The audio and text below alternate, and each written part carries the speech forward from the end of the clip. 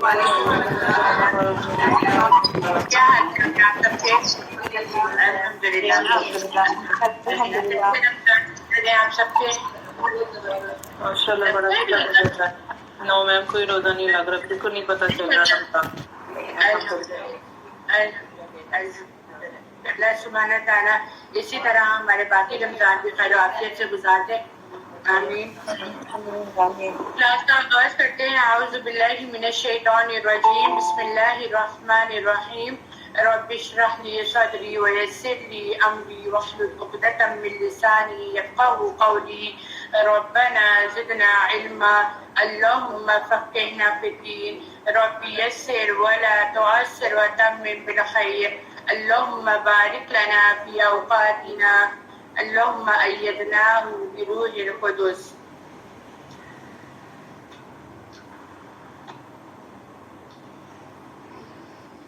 انشاءاللہ تعالیٰ آج ہمارا 15واں پارہ سٹارٹ ہو رہا ہے.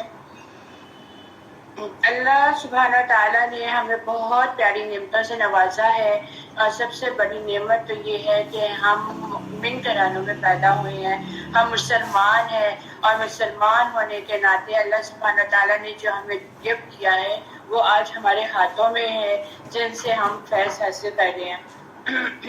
قرآن مجید قبر کے عذاب سے حفاظت کا ذریعہ ہے.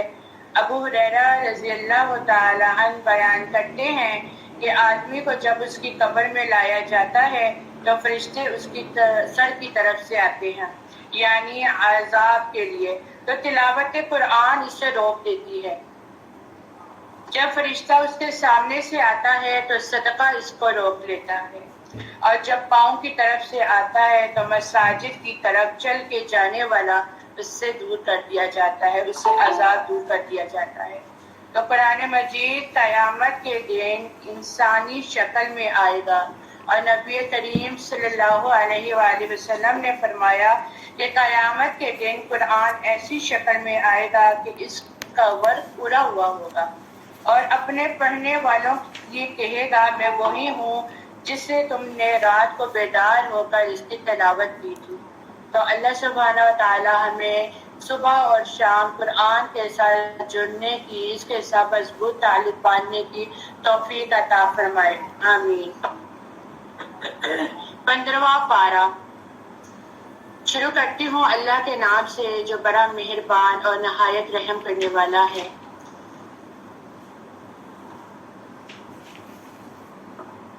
بسم اللہ سبحان الذی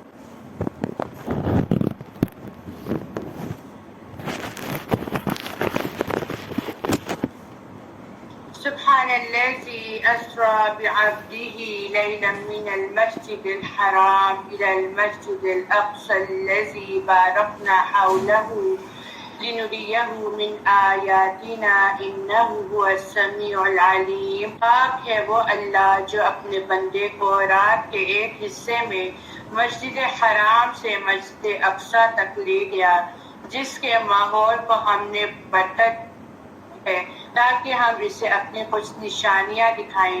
بے شک وہی خوب سننے والا اور خوب جاننے والا ہے. آغاز ہوتا ہے سبحان الذی سے کہ اللہ پاک ہے. سننے والوں کو ایک عجیب و غریب خبر ملے گی کہ جس کو وہ حیرانی سے سنیں گے, لیکن حقیقت تو یہ ہے کہ جو چیزیں لوگوں کے لیے مشکل ہے اللہ سبحانہ تعالیٰ کے لیے مشکل نہیں ہے, اور جس بارے میں گفتگو کی جائے گی وہ بہت عام بات ہے. کیا ہے وہ بات کہ راتوں رات بندے کو مسجد حرام یعنی مکہ سے مسجد اقصی یعنی فلسطین کی طرف لے جانا, اور کیسی ہے وہ جگہ کہ جس کے آس پاس برکتیں عطا کر رکھی ہیں. وہاں پر زمین بھی زرخیز ہے, قدرتی نہریں ہیں, باغات ہیں اور پھل ہیں. اس سفر کا مقصد کیا تھا کہ اپنے بندے یعنی محمد صلی اللہ علیہ وآلہ وسلم کو اپنی بعض نشانیوں میں سے دکھا دیں. یہ سفر ایک معجزہ تھا. ابو ہریرہ رضی اللہ تعالیٰ عنہ سے روایت ہے کہ نبی کریم صلی اللہ علیہ وآلہ وسلم نے فرمایا کہ معراج کی رات بیت المقدس میں نے اپنے قدم اسی جگہ رکھے تھے جہاں سے پہلے انبیاء نے رکھے تھے. آپ کو یہ سفر براق کے ذریعے کروایا گیا تھا. انس کہتے ہیں کہ معراج کی رات آپ کے لیے براق لایا گیا جس کو لگام ڈالی ہوئی تھی. اس نے شوخی سے اپنا پاؤں اٹھائے ہوں گے نا. اس نے شوخی کی تو جبرائیل علیہ السلام نے کہا کہ تو محمد صلی اللہ علیہ وآلہ وسلم سے شوخی کر رہا ہے. آج تک اللہ کے نزدیک ان سے زیادہ معزز کوئی بھی سوار نہیں ہوا. راوی کہتے ہیں کہ پھر براق کو پسینہ آ گیا. پھر براق کے ذریعے یہ سفر جلدی طے ہو گیا. آپ صلی اللہ علیہ وآلہ وسلم پہلے مکہ سے بیت المقدس کی طرف گئے اور وہاں جب آپ پہنچے تو جبرائیل علیہ السلام نے انگلی سے پتھر پر سوراخ کر کے براق باندھی. یہ واقعہ بھی آپ لوگوں کو سنایا جا رہا ہے کہ کس طرح ان کا وہاں پہ جانا ہوا. اور اس بات کی نشانی تھی کہ محمد صلی اللہ علیہ وآلہ وسلم تمام انبیاء کے امام ہیں اور آپ امام المرسلین ہیں. اور پھر وہاں سے آپ کو آسمانوں کی سیر کروائی گئی.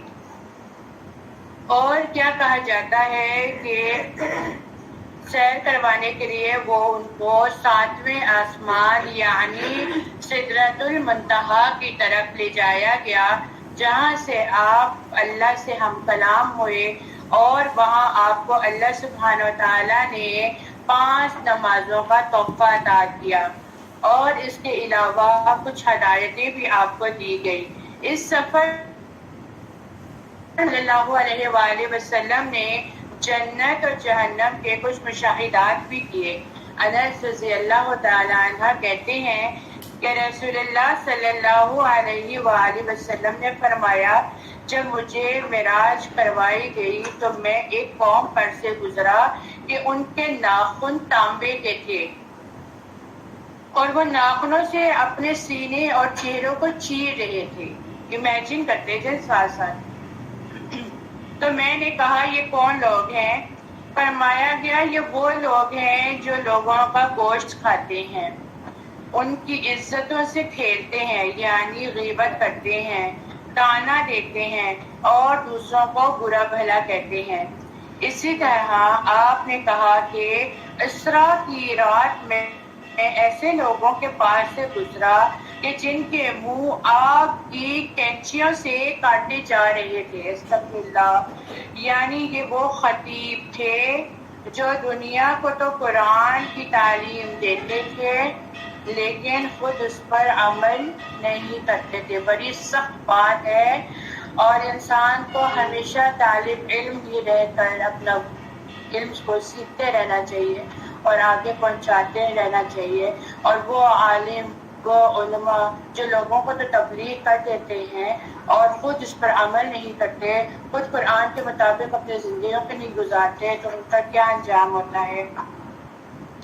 اور پھر نبی پاک صلی اللہ علیہ وآلہ وسلم کو جہاں پر نمازوں کا تحفہ دیا گیا معراج کے موقع پر، وہاں پہ سورۃ البقرہ کی آخری 2 آیات بھی دی گئی اور آپ کی امت میں سے اس شخص کو بخش دیا گیا جو اللہ کے ساتھ کسی کو شریک نہیں ٹھہراتے اور کبیرہ گناہوں سے بچتے ہیں. اسی طرح معراج کی رات نبی کریم صلی اللہ علیہ وآلہ وسلم کو کہا کہ آپ اپنی امت کو پچنے لگوانے کا حکم دیں یعنی حجامہ کروانے کا حکم دیں کیونکہ وہ بیماریوں سے نکلنے کا بہترین طریقہ ہے. اسی طرح آپ کے مختلف پیغمبروں سے بھی ملاقات ہوئی. ابراہیم علیہ السلام سے بھی جب آپ کی ملاقات ہوئی تو کہا کہ اپنی امت کو میری طرف سے سلام پیش کرنا اور ایسے انہیں بتانا کہ جنت کی مٹی جو ہے وہ پاکیزہ ہے، اس کا پانی جو ہے وہ میٹھا ہے اور اس جنت جو ہے وہ چٹیل میدان ہے. اور اس چٹیل میدان کو کس طرح بھرا جاتا ہے کہ کہہ دیا گیا کہ اس چٹیل میدان میں جنت میں آنے کے لیے، جنت میں گھر بنانے کے لیے درخت کو لگانا شروع کر دیں۔ اور پھر درخت کون لگاتا ہے، کیسے لگاتے ہیں؟ چلے آئیے سب مل کر درخت لگاتے ہیں۔ سبحان اللہ والحمد للہ ولا الہ الا اللہ واللہ اکبر ولا حول ولا قوة الا باللہ العلی العظیم۔ یا اللہ، جس طرح ہم ادھر جنت میں درخت لگاتے جا رہے ہیں، جب آپ کے پاس ہیں تو یا اللہ ان درختوں کا حصہ دار ہمیں ضرور بنانا، یا اللہ ہمیں اس میں شمار ضرور کرنا، یا اللہ تیرے سوا اس کو کوئی پورا نہیں کر سکتا، یا اللہ جنت میں ہمیں اچھا گھر دینا، آمین یا رب العالمین۔ وآتينا موسى الكتاب وجعلناه هدى لبني إسرائيل ألا تتخذوا من دوني وكيلا، اور ہم نے موسیٰ کو کتاب یعنی تورات دی، اور ہم نے اسے بنی اسرائیل کے لیے ہدایت بنایا، اور انہیں حکم دیا کہ تم میرے سوا کسی کو کارساز نہ ٹھہراؤ۔ اے لوگو، اے ان لوگوں کی اولاد جنہیں ہم نے نوح کے ساتھ کشتی میں سوار کیا تھا، بے شک وہ شکر گزار بندہ تھا۔ یعنی یہاں پر اللہ سبحانہ و تعالیٰ نوح علیہ السلام کی شکر گزاری کی تعریف فرما رہے ہیں کہ کتنا شکر گزار بندہ تھا، اور یہاں سے ہمیں پتہ چلتا ہے کہ اللہ سبحانہ و تعالیٰ شکر کرنے والوں کو پسند کرتے ہیں، اس لیے ہر دم اپنے لبوں پر شکر ادا کرنے کا جذبہ رکھنا چاہیے۔ اور ہم نے بنی اسرائیل کو کتاب تورات میں فیصلہ سنا دیا کہ تم زمین میں دو بار ضرور فساد کرو گے اور ضرور بہت بڑی سرکشی کرو گے۔ پھر جب دونوں میں سے پہلا وعدہ آیا تو ہم نے تم پر اپنے سخت جنگجو بندے بھیج دیے، چنانچہ وہ فساد انگیزی کے لیے شہروں کے درمیان پھیل گئے اور یہ وعدہ پورا کیا ہوا تھا۔ پھر ہم نے پھیر کر تمہیں ان پر غلبہ دیا اور تمہیں مال اور بیٹوں کے ساتھ مدد دی، اور ہم نے تمہیں نفری میں خوب زیادہ کر دیا۔ اگر تم بھلائی کرو گے تو اپنے ہی نفس کے لیے کرو گے، اور اگر برائی کرو گے تو بھی اسی کے لیے ہوگی۔ پھر جب آخری بار کا وعدہ آیا تو ایک قوم تم پر غالب آ گئی تاکہ وہ تمہارے چہرے بگاڑ دیں اور مسجد اقصی میں داخل ہو جائیں جیسے پہلی بار اس میں داخل ہوئے تھے، اور تاکہ وہ جس پر غلبہ پا سکے اسے یکسر تباہ کر دیں۔ انسان کا عمل اس کے اپنے لیے ہوتا ہے، ہمیشہ یاد رکھیں۔ جو کچھ بھی وہ عمل کرے گا وہ کسی دوسرے کے لیے عمل نہیں کرے گا، وہ اپنے لیے ہی عمل کرے گا۔ جس طرح یہاں پہ بتایا گیا کہ وہ بہت سے لوگوں کے لیے فساد پیدا کر کر مسجد اقصی کو تباہ کر دینا چاہتے تھے، آج بھی اب بھی یہی وقت آیا ہے کہ انہوں نے مسجد اقصی کو تباہ کرنے کی کوئی بھی کسر نہیں چھوڑی، اور پھر ان کے ساتھ کیا انجام ہوا یہ بھی ہم سب کو پتا ہے۔ قریب ہے کہ تمہارا رب تم پر رحم کر دے، اور اگر تم دوبارہ سرکشی کرو گے تو ہم بھی دوبارہ وہی معاملہ کریں گے، اور ہم نے جہنم کو کافروں کے لیے قید خانہ بنا دیا ہے۔ إن هذا القرآن يهدي للتي هي أقوم ويبشر المؤمنين الذين يعملون الصالحات أن لهم أجرا كبيرا۔ بے شک یہ قرآن وہ راہ بتاتا ہے جو سب سے سیدھی ہے، اور مومنوں کو بشارت دیتا ہے جو نیک کام کرتے ہیں، اور یہ کہ یقیناً ان کے لیے بہت بڑا اجر ہے۔ یعنی اللہ سبحانہ و تعالیٰ نے جو ہمیں کتاب دی ہے یہ صراط المستقیم کی طرف ہمیں لے کے جاتی ہے، اس میں کوئی ایسی بات نہیں جو انسان کو گمراہ کر سکے، اور جو اس کو نہیں پاتا وہ گمراہ ہو جاتا ہے، اور جو اس کو لے کر اپنی زندگیوں کو تو اس کے قرآن کے احکامات کے مطابق اللہ کے مطابق اپنی زندگیوں کو گزارتا ہے تو ان کے لیے اللہ سبحانہ و تعالیٰ نے انعامات رکھ دیے ہیں، اللہ سبحانہ و تعالیٰ نے ان کے لیے اجر رکھ دیے ہیں۔ اور یہ کہ بلا شبہ جو لوگ آخرت پر ایمان نہیں رکھتے ان کے لیے ہم نے نہایت دردناک عذاب تیار کر رکھا ہے، اور انسان برائی کی دعا ایسے مانگتا ہے جیسے اس کی بھلائی کی دعا ہو، اور انسان بہت زیادہ عجلت والا ہے۔ یعنی یہاں پہ کیا بات کی جا رہی ہے کہ انسان بہت جلد باز ہے اور انسان بہت بے حوصلہ ہے، اس لیے جب اسے تکلیف پہنچتی ہے تو وہ اپنی ہلاکت کے لیے ہی دعائیں کرتا رہتا ہے، اپنے آپ کو بددعائیں دیتا رہتا ہے، اور جس طرح بھلائی کے لیے وہ اپنے رب سے دعائیں کرتا ہے۔ یہ تو رب کا فضل ہے کہ وہ اس کی دعاؤں کو قبول نہیں کرتا، ورنہ ہم لوگ دن میں کتنی بار بہت سی ایسی باتیں کر جاتے ہیں جو کسی کوئی مقصد ہی نہیں ہوتا، اور ہم اپنے آپ کو کچھ نہ کچھ یا غصے میں اپنی اولادوں کو کچھ نہ کچھ کہہ رہے ہوتے ہیں۔ تو اس لیے کہتے ہیں کہ الفاظ کا چناؤ اچھا کرنا چاہیے، کیونکہ کوئی گھڑی ایسی پتہ نہیں چلتی جو قبولیت کی ہو، اور جب بدعا جب دینے لگ جاتے ہیں غرق ہو جاؤ، یہ ہو جاؤ، تیرا بیڑا ہو غرق ہو جائے اور پھر تم مر جاؤ یا ہم مر جائے، اس طرح کے الفاظ نہیں کہنے چاہیے۔ اللہ سے ڈرنا چاہیے، کیا پتہ کون سی ایسی گھڑی ہو کہ وہ دعائیں ہمارے لیے ہی قبول ہو جائیں، اور ہمیشہ خیر کی دعائیں کرنی چاہیے۔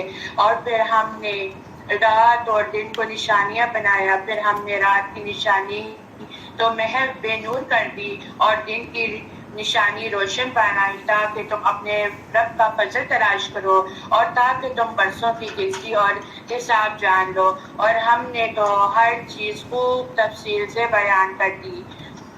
وَكُلَّ إِنسَانٍ أَلْزَمْنَاهُ طَائِرَهُ فِي عُنُقِهِ وَنُخْرِجُ لَهُ يَوْمَ الْقِيَامَةِ كِتَابًا يَلْقَاهُ مَنشُورًا، اور ہم نے ہر انسان کا عمل یعنی نامِ اعمال اس کی گردن سے لگا دیا ہے۔ بڑی ڈرنے کی بات ہے، یعنی انسان جو کچھ کما رہا ہے وہ لکھا جا رہا ہے اور وہ اوپر لے کے جایا جا رہا ہے، اور قیامت کے دن ہم اس کے لیے ایک کتاب نکالیں گے جس سے وہ ملے گا جبکہ وہ کھلی ہوگی، یعنی نام اعمال نکالے جائیں گے قیامت کے دن، ایک بک ہوگی اور وہ دیکھے گا کہ اس نے کیا کیا کیا ہے، اور کہا جائے گا کہ اپنا نام اعمال پڑھ۔ آیت نمبر 14 ہے، اپنا نام اعمال پر، آج تیرا نفس ہی تیرا حساب لینے کے لیے کافی ہے، یعنی کوئی اس وقت کسی کے لیے کوئی گواہی نہیں دے گا، کوئی کسی کے بارے میں کچھ بھی نہیں کہے گا کہ فلاں نے دنیا میں رہ کر میرے ساتھ ایسا کیا یا فلاں نے ایسا کیا۔ جس نے جو کچھ کیا ہوگا وہ ایک کھلی کتاب کی طرح آپ کے سامنے کھل کے سامنے آ جائے گا۔ اگر آپ نے ناجائز کسی کے ساتھ زیادتی کی یا کسی کا دل دکھایا یا کسی کے ساتھ دھوکہ فریبی کی یا کسی کے لیے برا جاننا، وہ بھی آپ کا نام اعمال میں لکھا جا رہا ہے۔ اس لیے اپنی نیتوں کو اللہ کی رضا کے لیے خالص کر لیں، اور خالص ہونے کے لیے ضروری نہیں کہ اس کے آگے بس ہر وقت دانت ہی نکال کے رہ جائے کہ ہم تمہارے ساتھ خالص ہے۔ خاموشی میں رہ کر بھی انسان بہت سے ایسے معاملات کر سکتا ہے جو صرف اللہ کی رضا کے لیے ہو۔ سمجھنا نہ سمجھنا انسان کے اپنی سوچ کے مطابق ہے۔ جس نے ہدایت پائی تو بس وہ اپنے نفس کے لیے ہدایت پاتا ہے، اور جو گمراہ ہوا تو وہ بھی اپنے نفس پر ہی گمراہ ہوتا ہے، اور کوئی بوجھ اٹھانے والا کسی دوسرے کا بوجھ نہیں اٹھائے گا، کوئی کسی دوسرے کا بوجھ اس وقت نہیں اٹھائے گا، ہر ایک کو اس وقت اپنی پڑی ہوگی۔ سوچے قیامت کا دن ہے، نفس نفسی کا دور ہے، ہر کسی کو اپنی پڑی ہے، پسینے سے شرابور ہے، خلق خشک ہو رہا ہے، کانٹے چبھ رہے ہیں، لیکن نام اعمال ہمارے سامنے ہے، ہماری کیا کیفیت ہے۔ اللہ تعالیٰ ہمیں دوزخ کی آگ سے بچانا، اللہ تعالیٰ ہمیں پرسرات سے جلدی گزرنے کی توفیق عطا فرمانا، اللہ تعالیٰ ہمیں ویٹنگ لسٹ میں نہ ڈالنا، ورنہ بہت مشکل ہو جائے گی حساب کتاب دینا۔ اور ہم اس وقت تک کسی کو عذاب نہیں دیتے یہاں تک کہ ہم کوئی رسول بھیج دیں، اور جب ہم کسی بستی کو ہلاک کرنا چاہتے ہیں تو ان کے متکبر عمرا کو حکم دیتے ہیں، پھر وہ اس میں نافرمانی کرنے لگتے ہیں، چنانچہ اس بستی پر عذاب کی بات ثابت ہو جاتی ہے، تب ہم اسے مکمل طور پر تباہ کر ڈالتے ہیں۔ اور ہم نے نوح کے بعد کتنی ہی قوموں کو ہلاک کر دیا، اور آپ کا رب کافی ہے اپنے بندوں کے گناہوں کی خوب خبر رکھنے والا، انہیں خوب دیکھنے والا ہے، کسی اور کی ضرورت نہیں ہے۔ جس قوم پہ عذاب آتا ہے تو اللہ تعالیٰ نہیں دیکھتے، اور اللہ تعالیٰ اس قوم پر عذاب بھیج دیتے ہیں، تو ہر وقت اپنی قوم کے لیے امن سلامتی کی دعا کیا کریں۔ اور یہ بھی ایک عذاب کی قسم ہے کہ مہنگائی سر توڑ کر چلی ہوئی ہے، اللہ سے پناہ مانگے کہ اللہ تعالیٰ ہمارے حکمرانوں کے دلوں کو نرم کر دیں تاکہ ہمارے ساتھ یہ جو ایک عذاب کی قسم ہے، آپ دیکھیں الحمدللہ آج ہم لوگ بہت اچھا کھا رہے ہیں، ان گھرانوں کو دیکھتے ہیں جن کے پاس کھانے کے لیے کچھ نہیں ہے، لیکن وہ کسی کے آگے ہاتھ بھی نہیں پھیلا سکتے۔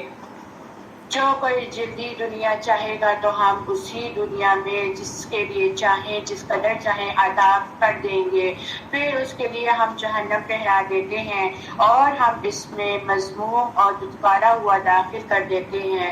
یعنی دنیا میں جو دنیا کی طلب کو چاہتا ہے، جو دنیا کی رنگینیوں کو چاہتا ہے، جو اپنے آپ کو صرف دنیا کی حد تک رکھنا چاہتا ہے اور قرآن اور نماز کو صرف فار گرانٹیڈ لیتا ہے اور دنیا کی طلب کرتا ہے، صرف اس کو دنیا ہی ملے گی، پھر آخرت میں اس کے لیے کوئی حصہ نہیں ہے۔ اس لیے جہاں پر بھی یہ آیتیں آیا کریں، آپ لوگ پڑھا کریں تو اسی وقت یہ دعا پڑھ کیا کریں، ربنا آتینا فی الدنیا حسنۃ وفی الآخرۃ حسنۃ وقنا عذاب النار۔ اللہ سے یہ دعا کہ دنیا اور آخرت کی بھلائیاں ہمیں نصیب فرمائیں، اور جو آخرت چاہے گا اس کے لیے پوری سعی ہے، سعی کرے، جبکہ وہ مؤمن ہو تو یہی لوگ ہیں جن کی سعی قابل قدر ہے۔ یعنی اس آیت میں تنبیہ کی گئی ہے کہ بغیر محنت کے آخرت کی بھلائی نہیں مل سکتی۔ اگر آپ لوگ آخرت مانگتے ہیں تو اس کے لیے آپ لوگوں کو محنت بھی کرنی ہے، اور دنیا میں انسان جس چیز کو چاہتا ہے جس طرح اس کو پانے کی کوشش کرتا ہے، آخرت کو بھی پانے کی کوشش کرنی چاہیے، اور ہر چیز کے لیے محنت درکار ہے۔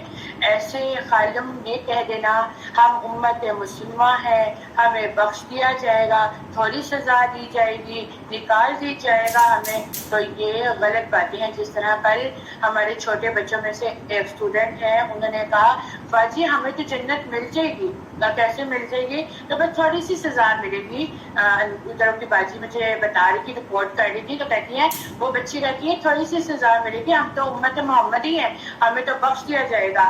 اس خوش فہمی میں نہیں رہنا ہے، بے شک ہم امت محمدی ہیں، لیکن یہ بات یاد رکھیں کہ جو آپ لوگ کمائیں گے، جس طرح کی آپ لوگوں کی کوشش ہوگی، جس طرح کا آپ لوگوں کا عمل ہوگا، اس کے مطابق پہلے آپ لوگوں کو جزا و سزا ملے گی، اس کے بعد پھر اللہ تعالیٰ ہمارے لیے نرمی گوشہ پیدا کر کے ہمیں پھر وہاں سے نکال کر، اور کتنا عرصہ ہم رہتے ہیں اللہ معاف کرے یہ ہمیں نہیں پتا، تو ہم نے اس چیز کے ذہن میں لے کر نہیں آنا، ہم نے کوشش کرنی ہے، ہم نے محنت کرنی ہے، اور محنت کے ساتھ ساتھ ہم نے اللہ کی رحمت کی دعا کرنی ہے کہ اللہ کی رحمت ہوگی تو سب کام آسان ہو جائیں گے، اور ہم ہر ایک کو آپ کے رب کی عطا سے نوازتے ہیں، ان کو بھی اور ان کو بھی، اور تیرے رب کی عطا کسی سے روکی ہوئی نہیں۔ دیکھیے کس طرح ہم نے بعد کو بعد فضیلت دی،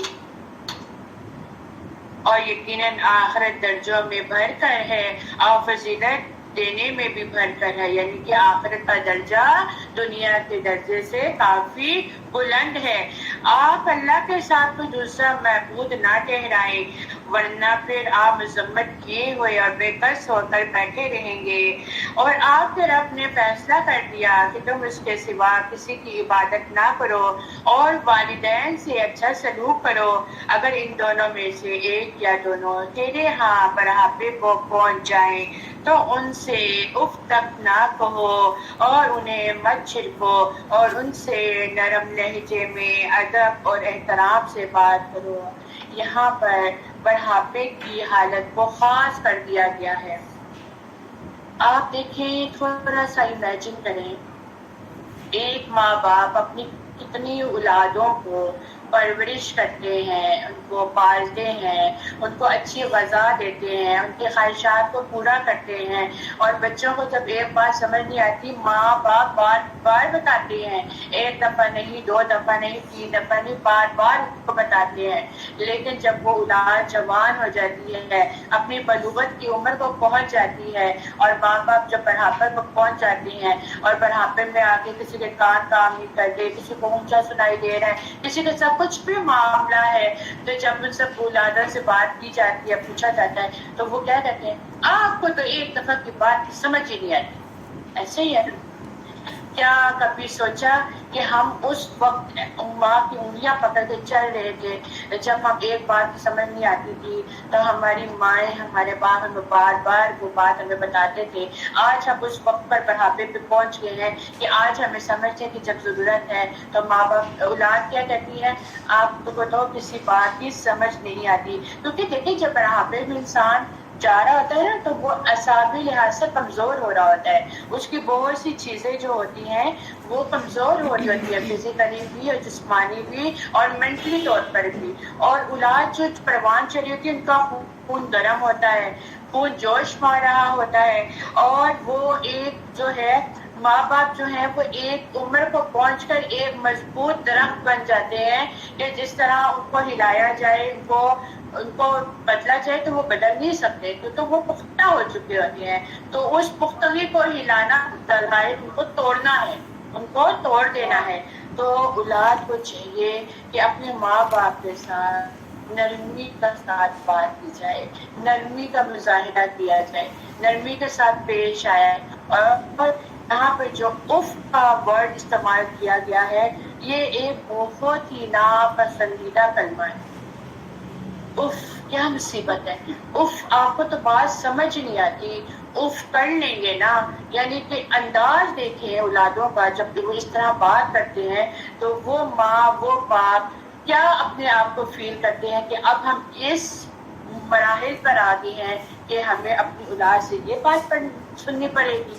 اور ہم لوگ یعنی کہ اولادوں نے، ماں باپ نے کبھی اپنی اولاد کی خدمت کرنے میں کبھی اپنی نہ بیماریوں کو دیکھا، نہ اپنی صحت کو دیکھا، نہ ان کے لیے بھاگ دور کرنے میں کبھی پیچھے نہیں۔ لیکن جب اولادوں کا ٹائم آتا ہے تو پھر وہ کیا کرتے ہیں؟ بہت سوچنے کی بات ہے اور عبرت لینے کی بات ہے کہ ہم بھی آج ہم بڑھاپے میں آ گئے ہیں، آج آپ لوگ جوان ہیں، آپ لوگ بھی اس وقت اس جگہ پر آئیں گے جہاں پر آج ہم ہیں۔ دنیا مقافات عمل ہے، آج جو کرو گے کل پال ہوگے، جیسا کرو گے ویسا بھرو گے۔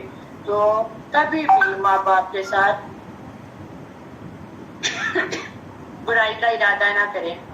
میرا خیال ہے کوئی اویس کرنی، آپ لوگوں نے نام سنا ہوگا، وہ کیوں جنت کے اعلیٰ پائے پہ کہ کیا کہتے ہیں وہ گوشت کا کام کرتے تھے، جہاں تک میری یاد آتا ہے کہ وہ گوشت کی کٹائی کا کسائی تھے۔ اور پوچھا گیا کہ پیغمبر تھے، ان سے پوچھا گیا کہ فلاں بندہ جنت میں تیرے ساتھ ہوگا، کیوں کہ میں تو پیغمبر ہوں، وہ کیوں میرے ساتھ ہوگا؟ کیونکہ وہ ایسا عمل کر چکا ہے کہ وہ اس نے سب کو پیچھے چھوڑ دیا۔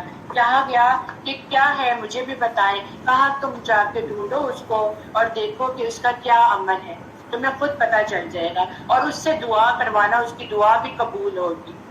وہ جاتے ہیں، وہ ڈھونڈتے ہیں، اور ڈھونڈتے ڈھونڈتے وہ جا کے کسائی کی دکان پہ بیٹھتے ہیں تو پتہ چل رہا ہوتا ہے کہ وہ جو ہے کام کر رہے ہیں، وہ مصروف ہیں، اور پھر وہ گوشت کا ایک حصہ جو ہے وہ الگ بھی کر لیتے ہیں، اور الگ کر کے وہ اس گھر میں جا کر اس کو پکاتے ہیں، میش کرتے ہیں، میش کر کر اپنی بوڑھی ماں کے منہ میں ڈالتے ہیں۔ تو ادھر جا کے وہ کہتے ہیں کہ تم نے تو ہم کو بھی پیچھے چھوڑ دیا، کہ تم نے اپنی ماں کی ایسی خدمت کی ہے کہ اللہ سبحانہ تعالیٰ نے ہمیں کہا ہے کہ تم سے دعا کروائے، تمہاری دعا قبول ہوگی، اور یہ کہ تم جنت میں میرے ساتھ ہوگی، اور تو دعا کر، تیری دعا ہوگی تو بہت سے لوگ بخش بھی دیے جائیں گے کہ قیامت کے دن ان کو کہا جائے گا جتنی اپنے بازوں کو پھیلا کر آپ اس کو سمیٹ لیں گے اتنے لوگوں کو بخش دیا جائے گا. بہت محبت کرتے تھے بے شک, ان کی محبت کی غلط تھی کہ ان سے ملنا چاہتے تھے بے شک, لیکن اپنی ماں کی بھائی کی بالکل بالکل بات ہوتا ہے کہ ان کو پتہ چل گئی وہ کیا کرتے ہیں. صحیح بات, اور یہ اپنی مادہ کی خدمت کے لیے اسی کے ساتھ صحیح بات ہے, حقیقت ہے. اور ہم لوگ کیا کرتے ہیں کہ ذرا سے ہماری اولاد جوان ہو جاتی ہے اور وہ کہتی ہے آپ نے ہمارے لیے کیا کیا. اس آیت کو نا جا کے اپنی اولادوں کو ضرور سنائیے گا اور ان کو بتائیے گا کہ قرآن میں کیا حکم دیا جا رہا ہے, اور ان کے لیے رحم دلی سے عاجزی کے ساتھ اپنا بازو چھپائے رکھے. یعنی اگر وہ ماں باپ غصہ بھی کرتے ہیں, ماں باپ ڈانٹ بھی دیتے ہیں تو اس پہ برا منانے کی کوئی ضرورت نہیں ہے. ماں باپ اپنی اولاد کا دشمن نہیں ہوتا, چاہے وہ بیٹیاں ہیں چاہے وہ بیٹے ہیں, وہ ان کے لیے خیر خواہی رکھتے ہیں. اور اگر وہ ڈانٹ بھی دیں تو ادب کا تقاضا یہ ہے کہ بجائے منہ بنا کر چیزوں کو توڑ پھوڑ کر کے چلا جایا جائے, اچھا یہ ہے کہ چھپاؤ بہت زیادہ ضروری ہے کہ ٹھیک ہے ماں باپ نے ڈانٹ دیا تو کوئی بات نہیں. اور پھر ایسے لوگوں کو پھل بھی بہت لگتا ہے, ایسے لوگوں کو ماں باپ کی دعائیں بھی بہت لگتی ہیں. اور پھر کہا جاتا ہے کما ربیانی صغیرا, اور کہ میرے رب ان دونوں پر رحم فرما جیسے انہوں نے بچپن میں میری پرورش کی. تمہارا رب خوب جانتا ہے جو کچھ تم کرتے ہو تمہارے نفسوں میں ہے, اور اگر تم صالح ہو گے تو بلا شبہ وہ اپنی طرف رجوع کرنے والا ہے اور بخشنے والا ہے. اور قرابت داروں کو اس کا حق دے اور مسکین اور مسافر کو بھی, اور فضول خرچی سے مال نہ اڑا, بے شک فضول خرچ شیاطین کے بھائی ہیں اور شیطان اپنے رب کا سخت ناشکرا ہے. یہاں پر بات کی جا رہی ہے کہ مال ضائع کرنے والے لوگ جو ہوتے ہیں زیادہ اللہ تعالیٰ نے ان کو دے دیا, فضول خرچی کرنے والے لوگ جو ہیں وہ اللہ کو پسند نہیں ہے, اللہ تعالیٰ کو وہ بالکل پسند نہیں ہے. اللہ تعالیٰ 3 باتوں کو پسند نہیں فرماتے. سب سے پہلے ادھر کی بات ادھر کی جائے, دوسرا مال, اور تیسرا کہ باکثرت سوال کیا جائے. ایک سوال کے اوپر سوال, سوال کے اوپر سوال.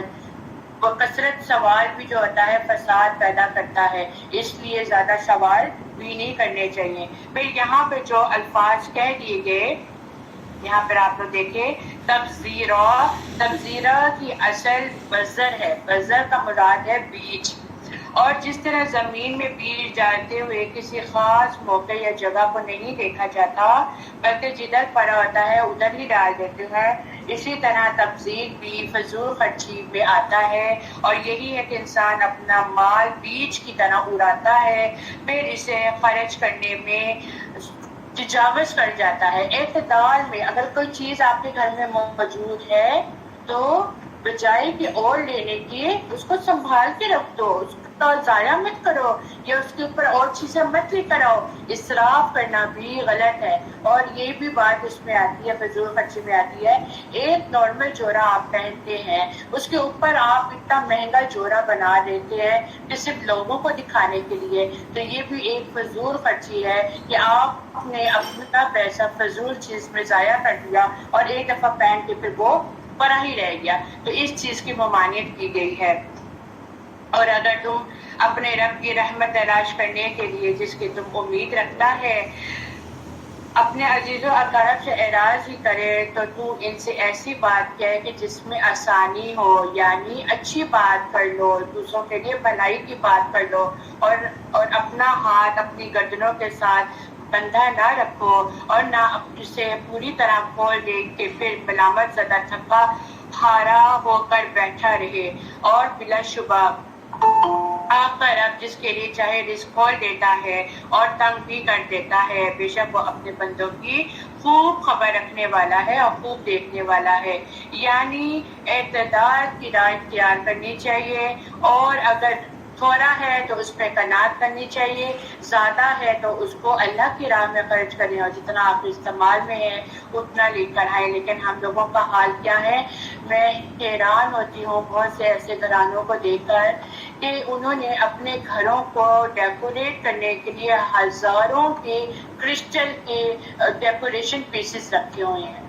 آپ دیکھیں جتنا ہم سامان زیادہ بنائیں گے اتنا ہی صفائی درکار ہوتی ہے ہر چیز کے لیے، اور فانوس لگا دیے اور بہت بہت زیادہ قیمتی چیزوں کو لا کے ڈیکوریٹ کر دیا۔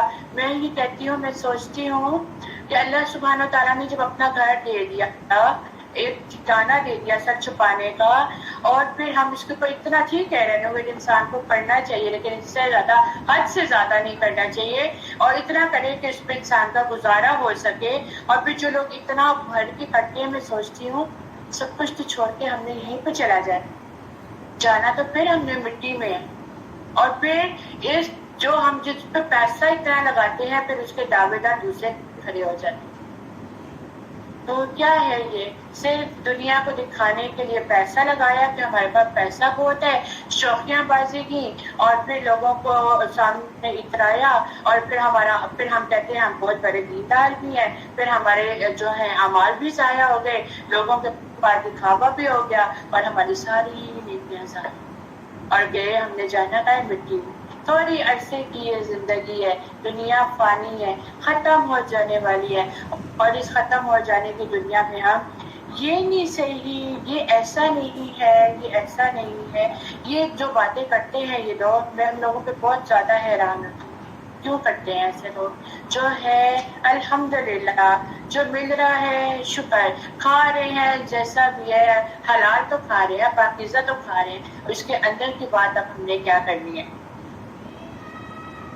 پھر وَلَا تَقْتُلُوا أَوْلَادَكُمْ خَشْيَةَ إِمْلَاقٍ نَحْنُ نَرْزُقُكُمْ إِيَّاهُمْ إِنَّ قَتْلَهُمْ كَانَ خِطْئًا كَبِيرًا، اور تم اپنی اولاد کو غریبی کے ڈر سے قتل نہ کرو، ہم انہیں بھی رزق دیتے ہیں اور تمہیں بھی رزق دیتے ہیں، بے شک ان کا قتل کبیرہ گناہ ہے۔ یہاں پر اب کیا کہہ دیا گیا کہ والدین کے، جہاں پہ پچھلی آیتوں میں والدین کے حقوق بتائے گئے، اب یہاں پہ اولاد کے حقوق بتا کر یہ بات کی جا رہی ہے کہ ان میں سب سے پہلا حق ان کی زندگی کا ہے۔ یہ اللہ سبحانہ تعالیٰ کی طرف سے ہماری لیے امانت ہے، اور کہا جا رہا ہے کہ پیٹ کے اندر کے بچے کو نہ مارو، ایبورٹ نہ کرو، ہر کوئی اپنا رزق ساتھ لے کر آتا ہے، اور اگر وہ دنیا میں بھی آ جاتا ہے تو اس کے ساتھ ظلم نہ کرو، اس کو رزق کے پیچھے قتل نہ کرو، اور تم زنا کے قریب مت جاؤ، یقیناً وہ بے حیائی اور بری راہ ہے، اور تم اس جان کو قتل نہ کرو جسے اللہ نے حرام کیا ہے سوائے حق کے، یعنی قصاص کی بات کی جا رہی ہے کہ جتنا جس سے ظلم کیا اتنا ہی اس کا بدلہ دیا جائے، اور جو کانوں میں گرانی ڈال دیتے ہیں اور جب آپ قرآن میں اپنے اکیلے رب کا ذکر کرتے ہیں تو وہ نفرت سے اپنی پیٹھوں کے بل پھٹ جاتے ہیں۔ یہ وہ لوگ ہیں کہ جو قرآن کی حکمت کو سمجھنا نہیں چاہتے اور اس کو سننا نہیں چاہتے۔ تو اور جب قرآن پڑھا جا رہا ہوتا ہے اور جب ذکر کیا جا رہا ہوتا ہے، بہت سے لوگ ایسے ہیں، ہم لوگوں میں صحیح ہیں، ہمارے معاشرے کا حصہ ہی ہیں کہ وہ کہتے ہیں ہر وقت یہ بس قرآن ہی پڑھتی رہتی ہے، اس میں تو اور کوئی کام ہی نہیں ہے، اور وہ ان کے لیے بھی برے منہ بناتے ہیں اور ان سے بھی اعراض برتتے ہیں اور ان کی محفلوں میں بیٹھنا بھی پسند نہیں کرتے۔ یا وہ لوگ جو قرآن کی مجلس میں بیٹھے قرآن کی تلاوت ہو رہی ہوتی ہے اور اس کو سنتے نہیں ہیں۔ اللہ تعالیٰ ہم سب کو معاف کرے، ہم لوگ انہی میں سے ہیں، قرآن کی تلاوت ہو رہی ہوتی ہے اور ہم لوگ باتیں کر رہے ہوتے ہیں، قرآن کی بات کو سمجھایا جا رہا ہوتا ہے اور ہم لوگ اس کو سننا ہی نہیں چاہتے۔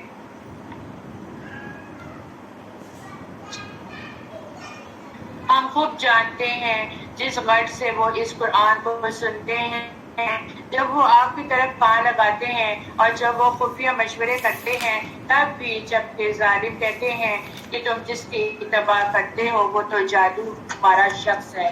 دیکھیے انہوں نے آپ کے لیے کس طرح ہیں، وہ گمراہ ہو گئے ہیں لہذا وہ راستہ نہیں پا سکتے. اور انہوں نے کہا کیا جب ہم ہڈیاں اور چورا ہو جائیں گے تو کیا ہم دوبارہ ازر نو پیدا کر کے اٹھائے جانے والے ہیں؟ کہیے تم پتھر یا لوہا ہو جاؤ یا کوئی مخلوق جو تمہارے سینوں میں بڑی معلوم ہوتی ہے. پھر وہ کہیں گے کون ہمیں دوبارہ لٹائے گا؟ کہیے وہی جس نے تمہیں پہلی بار پیدا کر دیا. پھر وہ آپ کی طرف تعجب سے اپنے سر ہلائیں گے اور کہیں گے وہ کب ہوگا؟ کہہ دیجیے امید ہے کہ وہ قریب ہے. اور جس دن وہ اللہ تمہیں بلائے گا تو تم اس کی حمد کرتے ہوئے تعمیر ارشاد کرو گے اور تم خیال کرو گے کہ بس تم تھوڑا عرصہ ٹھہرے ہوئے ہو. اور میرے بندوں سے کہہ دیجیے کہ وہ بات کہے جو احسن ہو. بے شک شیطان ان کے درمیان فساد ڈالتا ہے اور بلا شبہ شیطان انسان کا کھلا دشمن ہے. زبان کی بے احتیاطی سے بہت سے معاملات کی خرابی پیدا کر دیتے ہیں. اس لیے کہا جاتا ہے کہ پہلے بولو پھر بولو. نبی کریم صلی اللہ علیہ وآلہ وسلم کا فرمان ہے کہ بے شک سلام عام کرنا اور بہترین کلام کرنا ایسے اعمال ہیں جو بخشش کو واجب کر دیتے ہیں. اور نبی کریم صلی اللہ علیہ وآلہ وسلم سے پوچھا گیا کہ کون سی چیز جنت کو واجب کرتی ہے؟ فرمایا گیا کہ تم عمدہ کلام کرو اور کھانا کھلانے کو واجب پکڑ لو. اور یہاں سے یہ بھی پتہ چلتا ہے کہ جب بھی آپ گفتگو کریں تو اپنی گفتگو میں بھی احتیاط برتیں. اگر آپ کے پاس بات کرنے کو کچھ بھی نہیں ہے تو بلا ضرورت بولا نہ کریں. خاموشی بہترین ہے. اور جب بھی بولیں تو اچھے کلمات بولیں. اسی طرح کفار اور مشرکین اور اہل کتاب ضرورت سے زیادہ جو تھے وہ مشرکانہ اور نرم لہجے میں گفتگو کیا کرتے تھے اور جب تو ضرورت پیش آتی تھی تو ان کے ساتھ اچھی بات کیا کرتے تھے. تو یہاں پر ہمیں بھی یہی بات بتائی گئی ہے اور اس بات سے روکا گیا ہے کہ شیطان انسان کا بہت کھلا دشمن ہے، اس سے بچ کے رہنا ہے.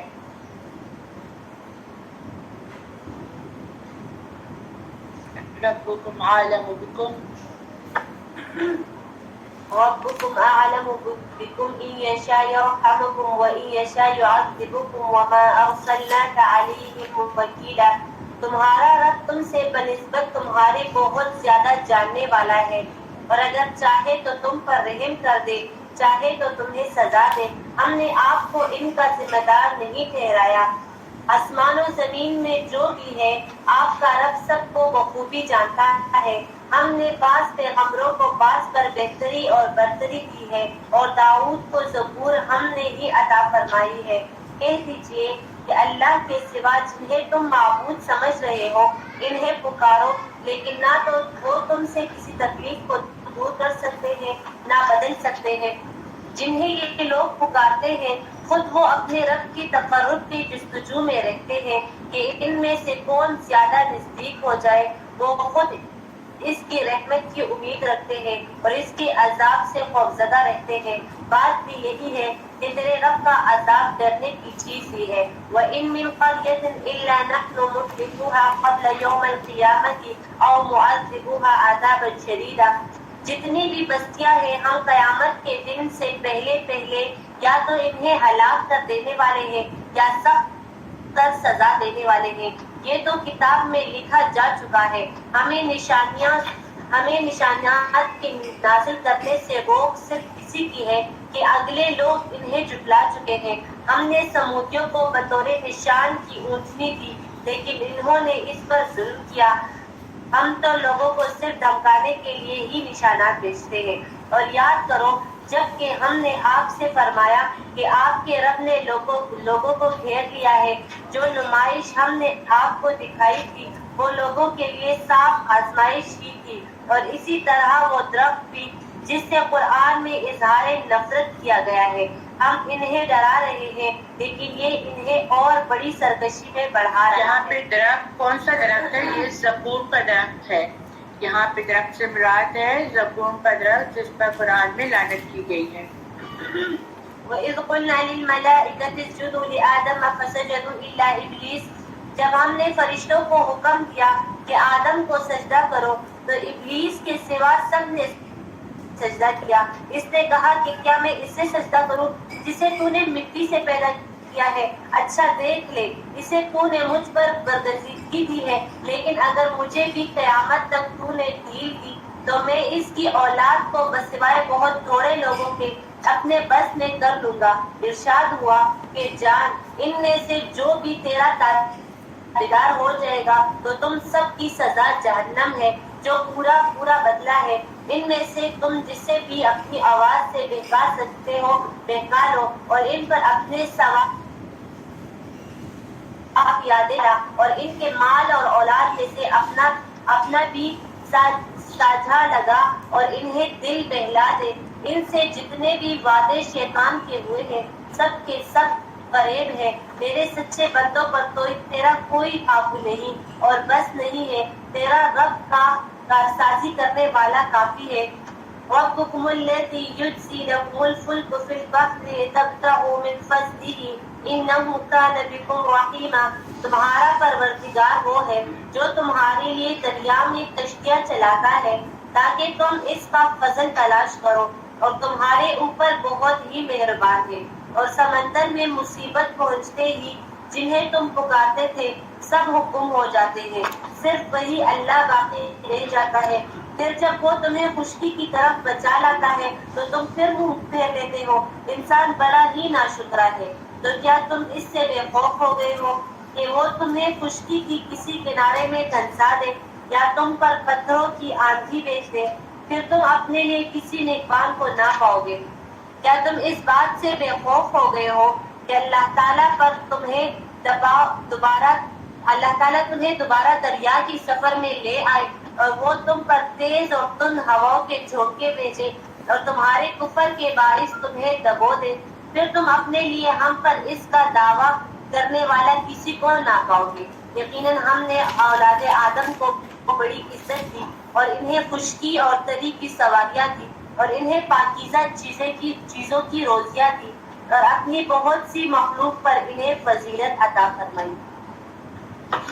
یوم ندعو کل اناس بإمامہم فمن اوتی کتابہ بیمینہ فاولئک یقرؤون کتابہم ولا یظلمون فتیلا۔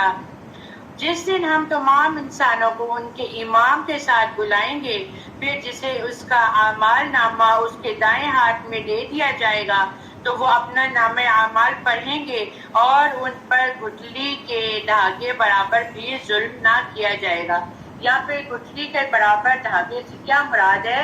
آپ لوگوں نے کھجوریں کھاتے ہیں، کھجوروں کی گٹھلی دیکھتے ہیں، اس کے اندر سے اس کے بیچ میں سے جو باریک سا دھاگا نکلتا ہے نا، اس کا مراد ہے کہ اللہ تعالیٰ کسی پر اس کے ذرے برابر بھی ظلم نہیں کرتا، اور جو اس دنیا میں اندھا رہا وہ آخرت میں بھی اندھا اور راہ سے زیادہ بھٹکا ہوا رہے گا، یعنی حق سے اندھا بنا رہا۔ یہاں پہ اندھا بننے سے کیا مراد ہے؟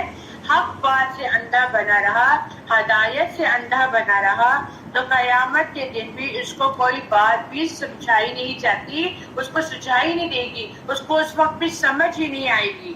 اور بلا شبہ قریب تھا کہ ہم نے آپ کی طرف جو وحی کی ہے کافر آپ کو اس سے پھسلا دیتے تاکہ آپ ہم پر اس کے علاوہ کچھ اور گھڑ لیں، اور تب وہ ضرور آپ کو اپنا دلی دوست بنا لیتے، اور اگر ہم آپ کو ثابت قدم نہ رکھتے تو بلا شبہ قریب تھا کہ آپ ان کی طرف تھوڑا سا جھک جاتے۔ یعنی ایمان میں ثابت قدمی اللہ کی طرف سے ہی ملتی ہے۔ ہمیشہ اپنے لیے دعا کیا کرے ثابت قدمی کی، کیونکہ ابن قیم کہتے ہیں کہ بندہ پلک جھپکنے سے بھی اللہ سے بے نیاز نہیں ہو سکتا، تو اپنے لیے دعا کیا کریں، ربنا لا تزغ قلوبنا اذ ہدیتنا وہب لنا मिन लदुनका रहमा इन्नका अंतल वहाब। क्या कि आपके दिल की साबित कदमी का होना बहुत ज्यादा जरूरी है, और अगर ऐसा होता तो हम आपको जिंदगी में भी और मौत के बाद भी दुगना अजाब सिखाते, फिर आप अपने लिए हमारे खिलाफ कोई मददगार ना पाते। और बिला शुबा करीब था कि वो आपको इस जमीन यानी मक्का से उखाड़ दे ताकि आपको यहाँ से निकाल दे, और तब आपके पीछे वो थोड़ा ही ठहर पाते। याद रखिए, दूसरों का बुरा चाहने वाले कभी खुद भी खुश नहीं रह सकते हैं। जो किसी का बुरा चाहेगा उस वक्त उसको कामयाबी मिल जाएगी, लेकिन अल्लाह सुब्हानहू व तआला किस किस तरह फिर उसको मजा चखाते हैं, किस किस तरह फिर उसको उसके की बुराई पर उसका रिजल्ट दिखाते हैं, ये इंसान नहीं समझ सकता। अगर इंसान समझ जाए तो वो कभी किसी के साथ बुरा ना करे। इन रसूलों के तरीके की माने जिन्हें हमने आपसे पहले अपने रसूलों में से भेजा, और आप हमारे तरीके में कोई तब्दीली ना पाएंगे। सूरज ढलने से लेकर रात के अंधेरे तक नमाज कायम कीजिए, और नमाज फजर भी। बेशक फजर की नमाज फरिश्तों के हाजिर होने का वक्त है, और रात के कुछ हिस्से में भी आप इस कुरान के साथ तहज्जुद पढ़ें, ये आपके लिए जायद है। उम्मीद है कि आपका रब आपको मकाम महमूद पर खड़ा करेगा। यहाँ पे नमाज फजर कुरान और फजरी की बात की जा रही है, और यहाँ पर मकाम महमूदा की बात की जा रही है, यानी मकाम महमूदा क्या चीज़ है और नमाज फजर क्या है। फजर की नमाज मुराद है, और इसमें फजर की लंबी किरात मुराद है। अगर आप लोगों को अल्लाह सुब्हानहू व तआला उम्रा हज नसीब करे, आप लोगों ने कभी देखा हो जब उम्रा करने जो लोग गए हैं, उधर फजर की जो नमाज पढ़ाई जाती है उसकी किरात कितनी लंबी होती है। क्यों? क्योंकि ये वो वक्त होता है कि उस वक्त फरिश्ते हाजिर होते हैं, और फिर फरिश्ते जो हैं वो दिन के फरिश्ते भी और रात के फरिश्तों का भी फिर बाद में एक इज्तिमा हो जाता है, वो मिल जाते हैं। एक हदीस से हमें ये पता चलता है कि रात वाले फरिश्ते जब अल्लाह के पास जाते हैं तो अल्लाह ताला उनसे पूछता है, हालांकि वो खूब जानता है कि तुमने मेरे बंदों को किस हाल में छोड़ा। फरिश्ते कहते हैं कि जब हम उनके पास गए थे इस वक्त भी वो नमाज पढ़ रहे थे, और जब हम उनके पास से आए हैं तो उन्हें नमाज पढ़ते हुए ही छोड़कर आए हैं। तो देखिए कितनी फजीलत है इन चीज़ों की कि फजर के बाद भी तिलावत की जाए, चाहे वो आप हिफ्ज़ कर लें, और रात के टाइम भी तिलावत की जाए। हमने जब मैंने यहाँ पे अनाउंसमेंट की थी दौरे कुरान की, और फिर मैंने साथ में ये भी अनाउंसमेंट की थी कि हम रात के टाइम दौरे कुरान किया करेंगे और इसमें तिलावत किया करेंगे। और बहुत से लोग ऐसे हैं हमारे ही ऑनलाइन स्टूडेंट्स में से कि उनमें से बहुत थोड़े लोगों ने ज्वाइन किया, और जिन्होंने ज्वाइन किया जो आते थे वो आते थे, सुनते थे, थोड़ी देर बैठते थे और चले जाते थे, और मैं ये समझती थी शायद उनके पास टाइम नहीं है, ये शायद उन पर दरा गुजारी है। हालांकि अगर रात के टाइम, इस टाइम भी हम लोग दौरे कुरान कर रहे हैं, ये भी फरिश्तों का आने का टाइम है। नमाज फजर के बाद भी फरिश्तों का आने का टाइम है। रात का टाइम भी जो होते हैं फिर सारे फरिश्ते मिल जाते हैं, और अल्लाह सुब्हानहू व तआला से पूछते हैं, अल्लाह ताला से पूछते हैं कि क्या कर रहे थे। तो अगर हम रात के टाइम भी दौरे कुरान करते हैं और रात के टाइम हम तिलावत करते हैं तो क्या ये अच्छी इबादत नहीं है? लेकिन बहुत से लोगों को अल्लाह सुब्हानहू व तआला ने महरूम कर रखा है। और दूसरी बात, सबसे अजीम बात जो ये है, अगर आप लोगों को कुरान पाक पढ़ना नहीं आता, अगर आप लोगों की इसमें गलतियां होती हैं, लेकिन कभी पीछे ना हो, ये अल्लाह की किताब है, कभी पीछे ना हो इस लिहाज से कि मैंने सीखना है। और जब इंसान सीखता है तो उसके दर्जात और बुलंद होते हैं। कहते हैं ना, जो अटक अटक के पढ़ता है अल्लाह सुब्हानहू व तआला उसको ज्यादा नवाजता है, उसके लिए ज्यादा अजर है। तो अपना हिस्सा डाला करें, और रात को सोने से पहले जरूर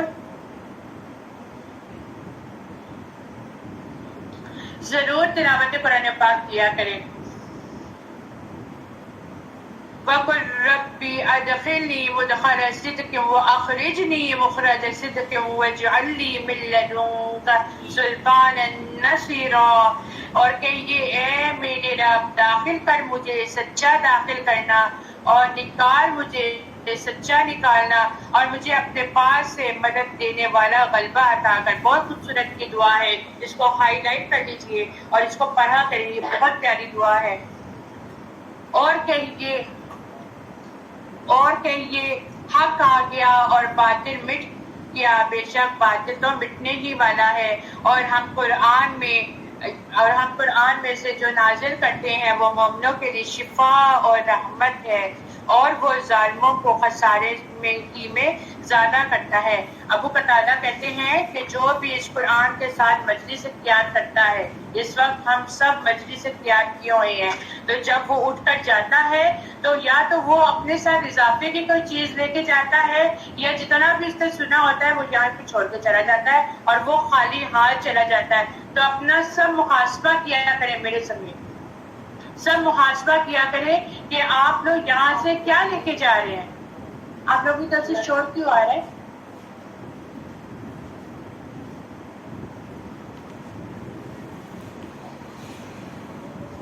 اور پھر جب ہم انسان پر انعام کریں تو وہ منہ موڑ لیتا ہے اور اپنا پہلو دور کر لیتا ہے، اور جب اس سے تکلیف پہنچتی ہے تو وہ مایوس ہو جاتا ہے۔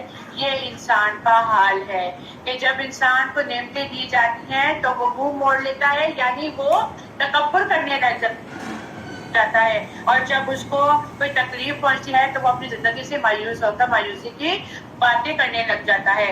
کہہ دیجئے ہر کوئی اپنے طریقے سے پر عمل کرتا ہے، چنانچہ تمہارا رب خوب جانتا ہے کہ کون زیادہ سیدھے راستے پر ہے، اور وہ آپ سے روح کے متعلق سوال کرتے ہیں کہ یہ روح میرے رب کے حکم سے ہے، اور تمہیں تو بہت ہی تھوڑا علم دیا گیا ہے، اور البتہ اگر ہم چاہیں تو اسے ضرور لے جائیں جو کچھ ہم نے آپ کی طرف وحی کی ہے، پھر آپ اس پر ہمارے مقابلے میں اپنا کوئی حمایتی نہ پائیں گے سوائے آپ کے رب کی رحمت کے، بے شک آپ پر اس کا فضل بہت زیادہ ہے۔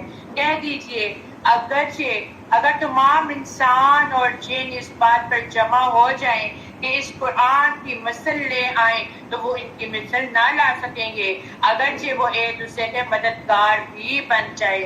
کوئی دوسرا آج تک پیدا نہیں ہوا اور نہ پیدا ہوگا جو اس جیسی کتاب کو بنا سکے۔ اس کتاب کی حفاظت کرنے والا اللہ ہے اور اس کو بھیجنے والا اللہ ہے، اور اس نے 23 سال کے عرصے میں تھوڑا تھوڑا کر آپ صلی اللہ علیہ وسلم پر نازل فرمایا تاکہ آپ لوگوں کو اس کی تبلیغ کریں، اور پھر آج ہمارے پاس یہ ایک مکمل کتاب کی صورت میں موجود ہے کہ جس میں کوئی بھی رد و بدل نہیں کر سکتا۔ وَلَقَدْ صَرَّفْنَا لِلنَّاسِ فِي هَذَا الْقُرْآنِ مِنْ كُلِّ مَثَلٍ فَأَبَى أَكْثَرُ النَّاسِ إِلَّا كُفُورًا، اور بلا شبہ ہم نے اس قرآن میں لوگوں کے لیے ہر مثال پھیر کر بیان کر دی ہے، پھر بھی اکثر لوگوں نے انکار کیا مگر کفر کرنے سے انکار نہیں کیا۔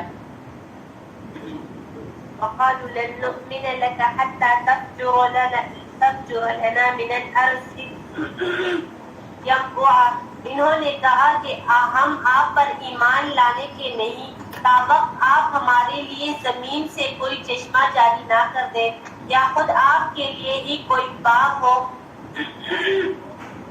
کھجوروں کا اور انگوروں کا، اور اس کے درمیان آپ بہت سی نہریں جاری کر دیں، یا آپ آسمان کو ہم پر ٹکڑے ٹکڑے کر کے گرا دیں جیسا کہ آپ کا گمان ہے، یا آپ خود اللہ تعالیٰ کو اور فرشتوں کو ہمارے سامنے لا کھڑا کریں، یا آپ کے اپنے لیے کوئی سونے کا گھر ہو جائے، یا تو آپ آسمان پر چڑھ جائیں، اور ہم تو آپ کے چڑھ جانے کا بھی اس وقت تک یقین نہیں کریں گے جب تک کہ آپ ہم پر کوئی کتاب نہ اتار لائیں جسے ہم خود پڑھ لیں۔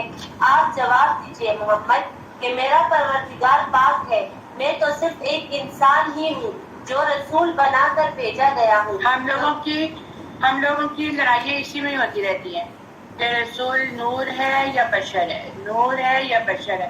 اصل چیز کیا ہے کہ ہم نے ان کی تعلیمات کو لینا ہے، ہم نے ان کے احکامات پر عمل کرنا ہے، اور ہم لوگ اپنا وقت اس پر ضائع کر دیتے ہیں کہ نور کے نبی جو ہیں وہ نور ہے، وہ کہتے ہیں نبی جو ہے وہ انسان ہے، انسانوں کے بیچ میں انسان ہی آئے گا نا ہدایت دینے کے لیے، کوئی فرشتہ یا جنات میں سے تو کوئی نہیں آئے گا، تو انسانوں کے بیچ میں انسان ہی پیدا کیا گیا کہ جس نے پوری دنیا پوری امت کو اسلام کی تبلیغ کی ہے اور دین کے بارے میں بتایا ہے اور اپنا دین مکمل کر کے گئے ہیں، لیکن آج بہت سے لوگ اپنا وقت صرف انہی چیزوں پر ضائع کر دیتے ہیں۔ وما منع الناس ان يؤمنوا اذ جاءهم الهدى، لوگوں کے پاس ہدایت پہنچ جانے کے بعد ایمان سے روکنے والی صرف یہی چیز رہی کہ انہوں نے کہا کیا اللہ نے ایک انسان کو ہی رسول بنا کر بھیجا؟ آپ کہہ دیجئے کہ اگر زمین میں فرشتے چلتے پھرتے اور رہتے ہوتے تو ہم بھی ان کے پاس کسی آسمانی فرشتے ہی کو رسول بنا کر بھیجتے۔ کہہ دیجئے کہ میرے اور تمہارے درمیان اللہ تعالیٰ کا گواہ ہونا کافی ہے، اور میں اپنے بندوں سے خوب آگاہ اور بخوبی دیکھنے والا ہے۔ اللہ جس کی رہنمائی کر دے وہ تو راہ یاب ہے، اور جسے وہ راہ سے بھٹکا دے ناممکن ہے کہ تو اس کا رفیق اس کے سوا کسی اور ہو پائے۔ ایسے لوگوں کا ہم پر روز قیامت انہیں منہ حشر کریں گے، حالانکہ وہ اندھے گونگے اور بہرے ہوں گے، ان کا ٹھکانہ جہنم ہوگا، جب کبھی وہ ہلکی ہونے لگے گی ہم ان پر اسے اور بھڑکا دیں گے۔ یعنی اس طرح وہ دنیا کے حق کے معاملے میں اندھے بہرے اور گونگے بنے رہے ہیں تو قیامت والے دن بھی بطور جزا ان کو اندھا بہرا اور گونگا بنا دیا جائے گا۔ یہ سب ہماری آیتوں سے کفر کرنے اور اس کہنے کے بدلے ہے کہ کیا جب ہم ہڈیاں اور ریزے ریزے ہو جائیں گے پھر ہم نئی پیدائش میں اٹھا کھڑے کیے جائیں گے؟ کیا انہوں نے اس بات پر نظر نہیں کی کہ جس اللہ نے آسمان اور زمین کو پیدا کیا وہ ان جیسی کی پیدائش پر پورا قادر ہے، اسی نے ان کے لیے ایک ایسا وقت مقرر رکھا ہے جو شک شبے سے یکسر خالی ہے، لیکن ناانصاف لوگ ناشکرے بنے پھرتے ہیں۔ یعنی جہنم کی یہ سزا ان کو اس لیے دی جائے گی کہ انہوں نے ہماری نازل کردہ آیات کی تصدیق نہیں کی ہے اور کائنات میں پھیلی ہوئی جو آیات تھیں ان پر غور و فکر نہیں کیا، جس کی وجہ سے جب قیامت کا وقوع ہوگا اور جب وہ موت کے بعد اٹھائے جائیں گے تو کہا کہ ہماری ہڈیاں ریزہ ریزہ ہو جانے کے بعد ہمیں ایک نئی پیدائش پھر کس طرح مل سکتی ہے؟ تو اللہ تعالیٰ نے ان کے جواب میں فرما دیا کہ جو اللہ آسمانوں زمین کا خالق ہے وہ ان جیسوں کی پیدائش یا دوبارہ انہیں زندگی دینے کا بھی قادر ہے، کیونکہ جو یہ انسان آسمان اور زمین کی تخلیق کر سکتا ہے تو اس کے لیے مردوں کو دوبارہ زندہ کرنا کوئی بھی مشکل کام نہیں ہے۔ کہہ دیجئے کہ اگر بالفرض تم میرے رب کے رحمتوں کے خزانوں کے مالک بن جاؤ تو تم اس وقت بھی اس کے خرچ ہو جانے کے خوف سے اس میں بخیلی کرتے رہو گے، اور انسان ہے ہی تنگ دل۔ ہم نے موسیٰ کو 9 معجزے بالکل صاف صاف عطا فرمائے تو خود ہی بنی تھے کہ جب وہ ان کے پاس پہنچے تو فرعون بولا کہ اے موسیٰ میرے خیال میں تو تجھ پر جادو کر دیا گیا ہے۔ موسیٰ نے جواب دیا کہ یہ تو تجھے علم ہو چکا ہے کہ آسمان اور زمین کے پروردگار ہی نے یہ معجزے دکھانے سمجھانے اور نازل فرمائے ہیں۔ اے فرعون میں تو سمجھ رہا ہوں کہ تو یقیناً برباد اور ہلاک کیا جائے گا۔ آخر فرعون نے پختہ ارادہ کر لیا کہ انہیں زمین سے ہی اکھاڑ دے، تو ہم نے خود اسے اور اس کے تمام ساتھیوں کو غرق کر دیا۔ اس کے بعد ہم نے بنی اسرائیل سے فرما دیا کہ اس سرزمین پر تم رہو سہو، ہاں جب آخرت کا وعدہ آئے گا ہم تم سب کو سمیٹ اور لپیٹ لیں گے۔ ہم نے اس قرآن کو حق کے ساتھ اتارا اور یہ بھی حق کے ساتھ اتارا، ہم نے آپ کو صرف خوشخبری سنانے اور ڈرانے والا بھیجا ہے۔ قرآن کو ہم نے تھوڑا تھوڑا کر کے اس لیے اتارا ہے کہ آپ سے بمہلت لوگوں کو سنائے، اور ہم نے خود بھی اسے بتدریج نازل فرمایا کہہ دیجئے تم اس پر ایمان لاؤ یا نہ لاؤ جنہیں اس سے پہلے علم دیا گیا ہے، ان کے پاس تو جب بھی اس کی تلاوت کی جاتی ہے وہ توڑیوں کے بل سجدے میں گر پڑتے ہیں اور کہتے ہیں وَيَقُولُونَ سُبْحَانَ رَبِّنَا إِن كَانَ وَعْدُ رَبِّنَا لَمَفْعُولًا، اور وہ کہتے ہیں کہ ہمارا رب پاک ہے، ہمارے رب کا وعدہ بلا شبہ اور پورا ہونے والا ہے۔ وہ اپنی تھوڑیوں کے بل روتے ہوئے سجدے میں گر پڑتے ہیں، اور یہ قرآن ان کی عاجزی اور خشوع اور خضوع بڑھا دیتا ہے۔ کیا مطلب ہے ٹھوڑیوں کے بل گر جانا؟ یعنی عاجزی اور انکساری کے ساتھ اللہ کے آگے اپنے آپ کو سرنڈر کر دینا۔ آپ لوگوں نے کبھی نوٹ کیا ہے کہ جب آپ لوگ سجدہ کرتے ہیں اور آپ لوگ سجدے میں جاتے ہیں تو آپ کی جو ٹھوڑی ہوتی ہے وہ کہاں پہ لگ رہی ہوتی ہے؟ آپ کے سینے کے ساتھ لگ رہی ہوتی ہے، جو کہ آج اس کا سمبل ہے کہ انسان بہت زیادہ عاجز ہے، اور وہ جب جھکتا ہے تو وہ صرف اور صرف اپنے رب کے آگے ہی جھکتا ہے اور اس کو ہی پکارتا ہے۔ قل ادعوا الله بدعوا الرحمن أياما تدعوا فله الأسماء الحسنى ولا تجهر بصلاتك ولا تخاطب بها وابتغ بين ذلك سبيلا، اور کہہ دیجئے کہ اللہ کو اللہ کہہ کر پکارا کرو یا رحمان کہہ کر پکارا کرو، جس نام سے بھی پکارو تمام اچھے ہی نام اسی کے لیے ہے، نہ تو اپنی نماز بہت بلند آواز سے پڑھ اور نہ بالکل پوشیدہ، بلکہ اس کے درمیان کا راستہ تلاش کر لے، اور یہ کہتا رہے کہ تمام تعریفیں اللہ ہی کے لیے ہے جو نہ اولاد رکھتا ہے، نہ اپنی بادشاہت میں کسی کو شریک ٹھہراتا ہے، نہ وہ ایسا حقیر ہے کہ اس کا کوئی حمایتی ہو، اور تو اس کی پوری پوری بڑائی بیان کرتا رہے۔ یہاں پر بنی اسرائیل کی سورہ کمپلیٹ ہوئی۔ آگے ہے سورۃ الکہف۔ بسم اللہ الرحمن الرحیم۔ سورۃ الکہف کے بارے میں تھوڑی سی روشنی ڈالوں گی کہ سورۃ الکہف نور دینے والی سورہ ہے۔ جو جمعے کے دن سورہ کہف کو پڑھتا ہے تو 2 جمعے کے درمیان نور پیدا کر دیا جاتا ہے۔ نبی کریم صلی اللہ علیہ وآلہ وسلم نے فرمایا، جس نے سورہ کہف کی تلاوت ایسی کی جیسے نازل ہوئی، یہ اس پر اس علامت غا سے لے کر مکہ تک نور کا سبب بنے گی، اور جس نے سورہ کہف کی آخری 10 آیات کی تلاوت کی پھر وہ دجال نکل بھی آیا تو وہ اس کو کوئی بھی نقصان نہیں دے سکے گا۔ بسم اللہ الرحمن الرحیم۔ الحمد للہ الذی انزل علی عبدہ الکتاب ولم یجعل له عوجا قیما لینذر بأسا شدیدا من لدنہ ويبشر المؤمنين الذين يعملون الصالحات أن لهم أجرا حسنا ماكثين فيه أبدا۔ ساری حمد اللہ سبحانہ تعالیٰ کے لیے ہے جس نے اپنے بندے پر کتاب نازل کی اور اس میں کوئی ٹیڑھا پن نہیں رکھا، نہایت سیدھی اور بغیر افراط و تفریط کے اتاری گئی تاکہ وہ اس اللہ کی طرف سے سخت عذاب سے ڈرائے اور مومنوں کو بشارت دے جو نیک عمل کرتے ہیں کہ بے شک ان کے لیے اچھا اجر ہے، اس میں وہ ہمیشہ رہنے والے ہوں گے۔ وَيُنذِرَ الَّذِينَ قَالُوا اتَّخَذَ اللَّهُ وَلَدًا، لوگوں کو ڈرائے جنہوں نے کہا کہ اللہ نے کوئی اولاد بنائی ہوئی ہے، نہ انہیں اس بات کا کوئی علم ہے اور نہ ان کے باپ دادا کو۔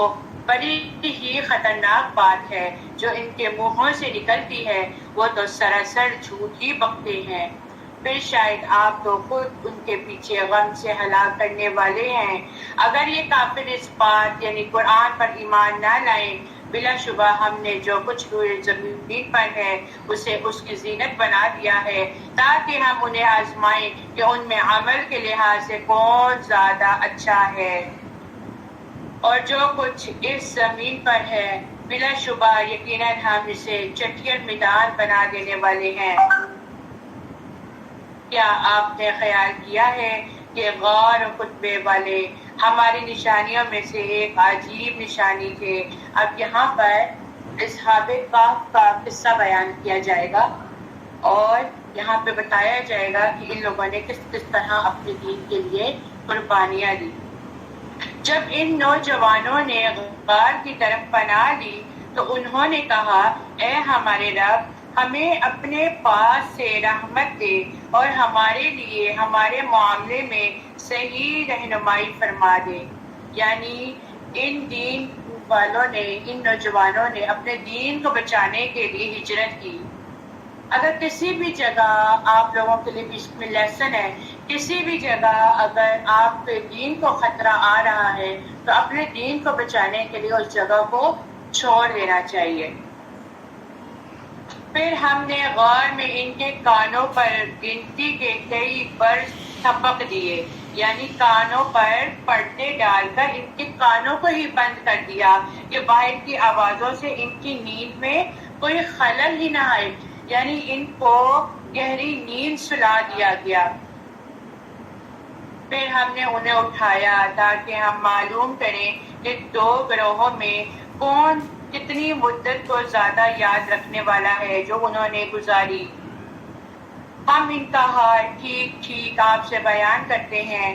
بے شک وہ چند نوجوان تھے جو اپنے رب پر ایمان لائے اور ہم نے انہیں ہدایت میں زیادہ کیا، اور ہم نے ان کے دل مضبوط کر دیے کہ جب وہ کھڑے ہوئے تو وہ بولے، ہمارا رب تو آسمان اور زمین کا رب ہے، ہم اس کے سوا کسی معبود کو ہرگز نہیں پکاریں گے۔ اگر پکارا تو یقیناً اس وقت ہم نے ظلم و زیادتی والی بات کی۔ اللہ نے سب اسباب کے ساتھ ان کے دلوں کو جما دیا۔ اچھی نیت کے ساتھ کسی کام کا ارادہ کر لینا تو اللہ سبحانہ و تعالیٰ بھی اس کام کے لیے آپ لوگوں کے لیے راستے نکال دیتے ہیں، جس طرح اللہ سبحانہ و تعالیٰ ان کے لیے نکالے ہیں۔ اور پھر یہ ہماری قوم ہے، انہوں نے اللہ کے سوا کئی الہ بنا رکھے ہیں، وہ ان کی عبادت پر واضح دلیل کیوں نہیں لے آتے؟ پھر اس شخص سے زیادہ ظالم کون ہوگا جس نے اللہ پر جھوٹ باندھ دیا؟ اور جب ان لوگوں سے اور جن کی وہ اللہ کے سوا عبادت کرتے ہیں ان سے الگ ہو گئے تو غار میں پناہ لو کہ تمہارا رب اپنی رحمت سے تم پر پھیلا دے گا اور تمہارے لیے تمہارے کام کو آسان کر دے گا۔ اور آپ سورج کو دیکھیں گے جب وہ طلوع ہوتا ہے تو ان کے غار سے دائیں طرف ہٹ جاتا ہے، اور جب غروب ہوتا ہے تو ان کے بائیں طرف سے نکل جاتا ہے۔ اللہ کی قدرت دیکھیں کہ اللہ تعالیٰ نے ان کی نیند کو خراب نہیں ہونے دیا۔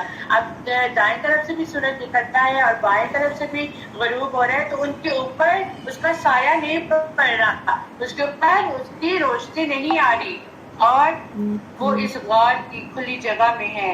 یہ اللہ کی نشانیوں میں سے ہے۔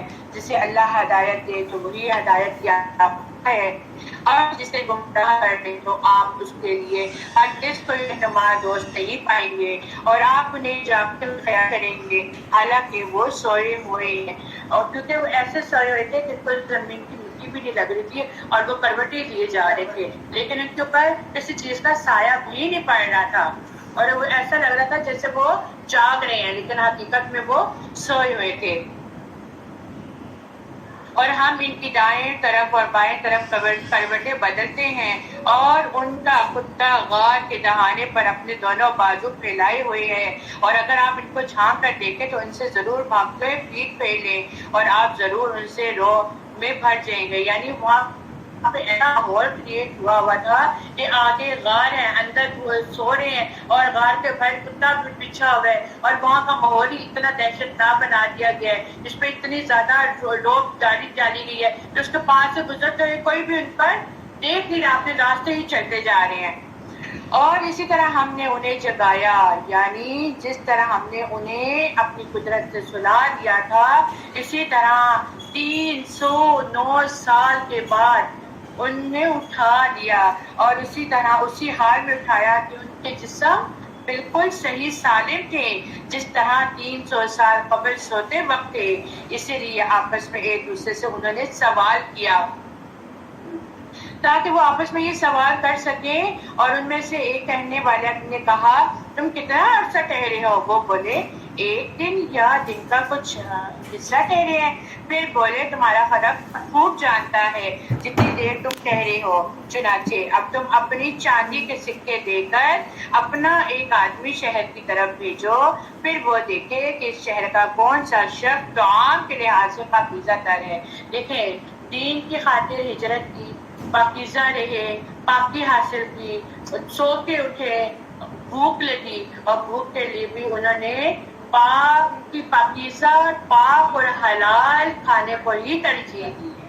جس سے ہمیں بھی سبق ملتا ہے کہ ہم بھی کسی چیز کو حاصل کرنے کے لیے اس کا حلال کا ہونا بہت زیادہ ضروری ہے. تو وہ اس میں سے تمہارے لیے کچھ کھانا لے آئے. فَلْيَأْتِكُمْ بِرِزْقٍ مِّنْهُ وَلْيَتَلَطَّفْ وَلَا يُشْعِرَنَّ بِكُمْ أَحَدًا. وَلْيَتَلَطَّفْ پہ یہاں پر آپ کا الحمدللہ نصف قرآن مکمل ہو گیا. آپ سب کو اللہ سبحانہ تعالیٰ قبول کرنے اور عمل کرنے کی توفیق دے اور اللہ سبحانہ تعالیٰ آپ سب کو مبارک کرے اور وہ خوب نرمی سے بات کرے اور تمہارے متعلق بالکل کسی کو نہ بتائے. اب یہاں پہ یہ بھی طے کی گئی، کھانا لینے جا رہے ہو، حلال کھانا لینا، پاکیزہ کھانا لینا. اس کے ساتھ بات کرنے کا طریقہ بھی بتایا گیا کہ نرمی کے ساتھ بات کرنی ہے اور کسی کو بتانا بھی نہیں ہے. تو یہاں پہ ہمیں بھی لیسن ملتا ہے کہ اپنے متعلق یا کچھ ایسی باتیں ہوں وہ جو ہے کسی کے ساتھ شیئر نہیں کرنا چاہیے، اس کو چھپا کے رکھنا چاہیے، الا یہ کہ کوئی تیسرا فریق جو ہے وہ بیچ میں فساد ڈالنے والا نہ آ جائے. بلا شبہ اگر وہ تم پر مطلع ہو گئے تو تجھے رجم کر دیں گے یا تمہیں اپنے دین میں لٹا دیں گے. اب دیکھیں یہاں پر دین پہ یہ کہ اگر کچھ شک پڑ گیا تو وہ تمہیں یہاں سے بھی نکال دیں گے اور پھر اس وقت تم ہرگز فلاح نہیں پا سکو گے کبھی بھی. اور اسی طرح ہم نے لوگوں کو ان پر بتا کہ وہ جان لے کہ بے شک اللہ کا وعدہ حق ہے اور یقیناً قیامت اس میں کوئی شک نہیں. جب لوگ ان کے معاملے میں باہم جھگڑ رہے تھے انہوں نے کہا ان پر ایک عمارت بنا لو اور ان کا رب انہیں بہتر جانتا ہے. جو ان کے معاملے پر غالب ہو گئے تھے وہ بولے ہم ان پر ضرور ایک عبادت گاہ بنائیں گے. جہاں پر قبریں ہوتی ہیں قبروں کے اوپر گھر نہیں بنانے چاہیے، اس کے بارے میں منع کیا گیا ہے. لیکن کہتے ہیں یہاں پر وہ کہتے ہیں ہم عمارتیں بنائیں گے، وہ کہتے ہیں عمارتیں نہیں بنانی بلکہ یہاں پہ مسجد کے اوپر ہم اس کے اوپر مسجد بنا لیتے ہیں، عبادت گاہ بنا لیتے ہیں. قریب کچھ لوگ کہیں گے وہ تین ہیں، ان کا چوتھا ان کا کتا تھا. اب اس بارے میں یہ بات ہونے لگی کہ جو وہ غار میں تھے وہ تین تھے اور چوتھا ان کا کتا تھا. اور کچھ کہیں گے وہ 5 ہیں اور ان کا چھٹا ان کا کتا تھا بن دیکھے پتھر مارتے ہوئے. اور کچھ یہ کہیں گے کہ وہ 7 ہیں، ان کا 8واں ان کا کتا تھا. آپ کہہ دیجیے میرا رب بھی ان کی گنتی سے خوب واقف ہے، بہت تھوڑے ہی لوگ ان کے حال کو جانتے ہیں.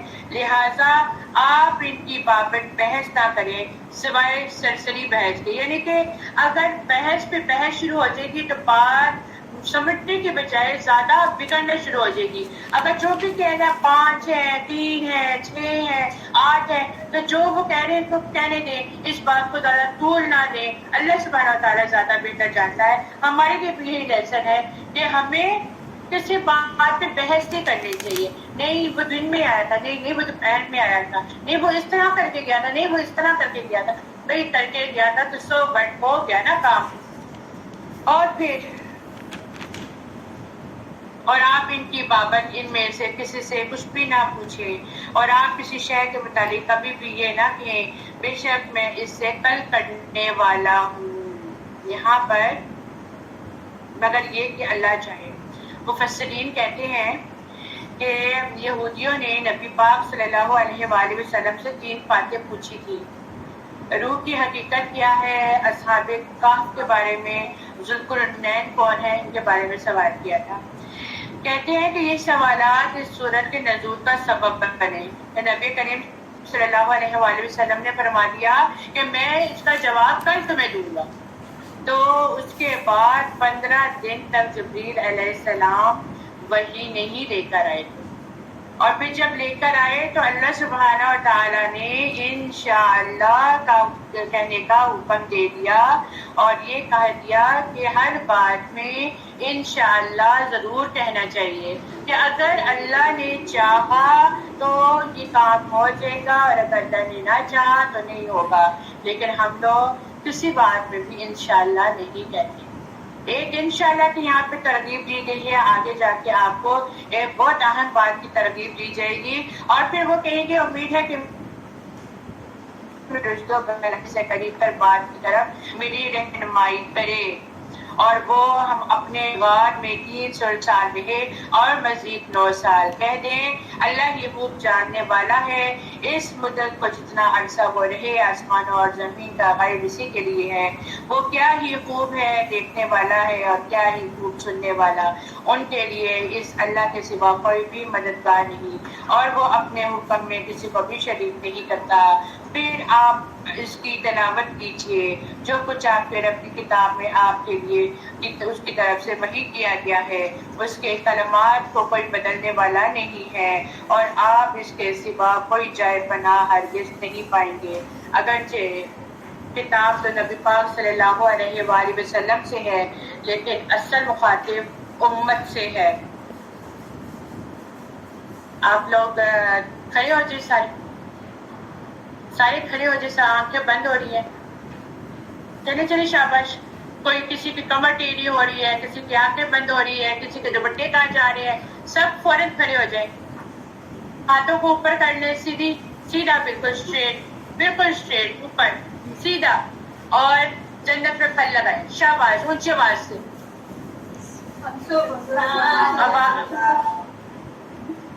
ہاتھوں کو اوپر اور بلند آواز سے.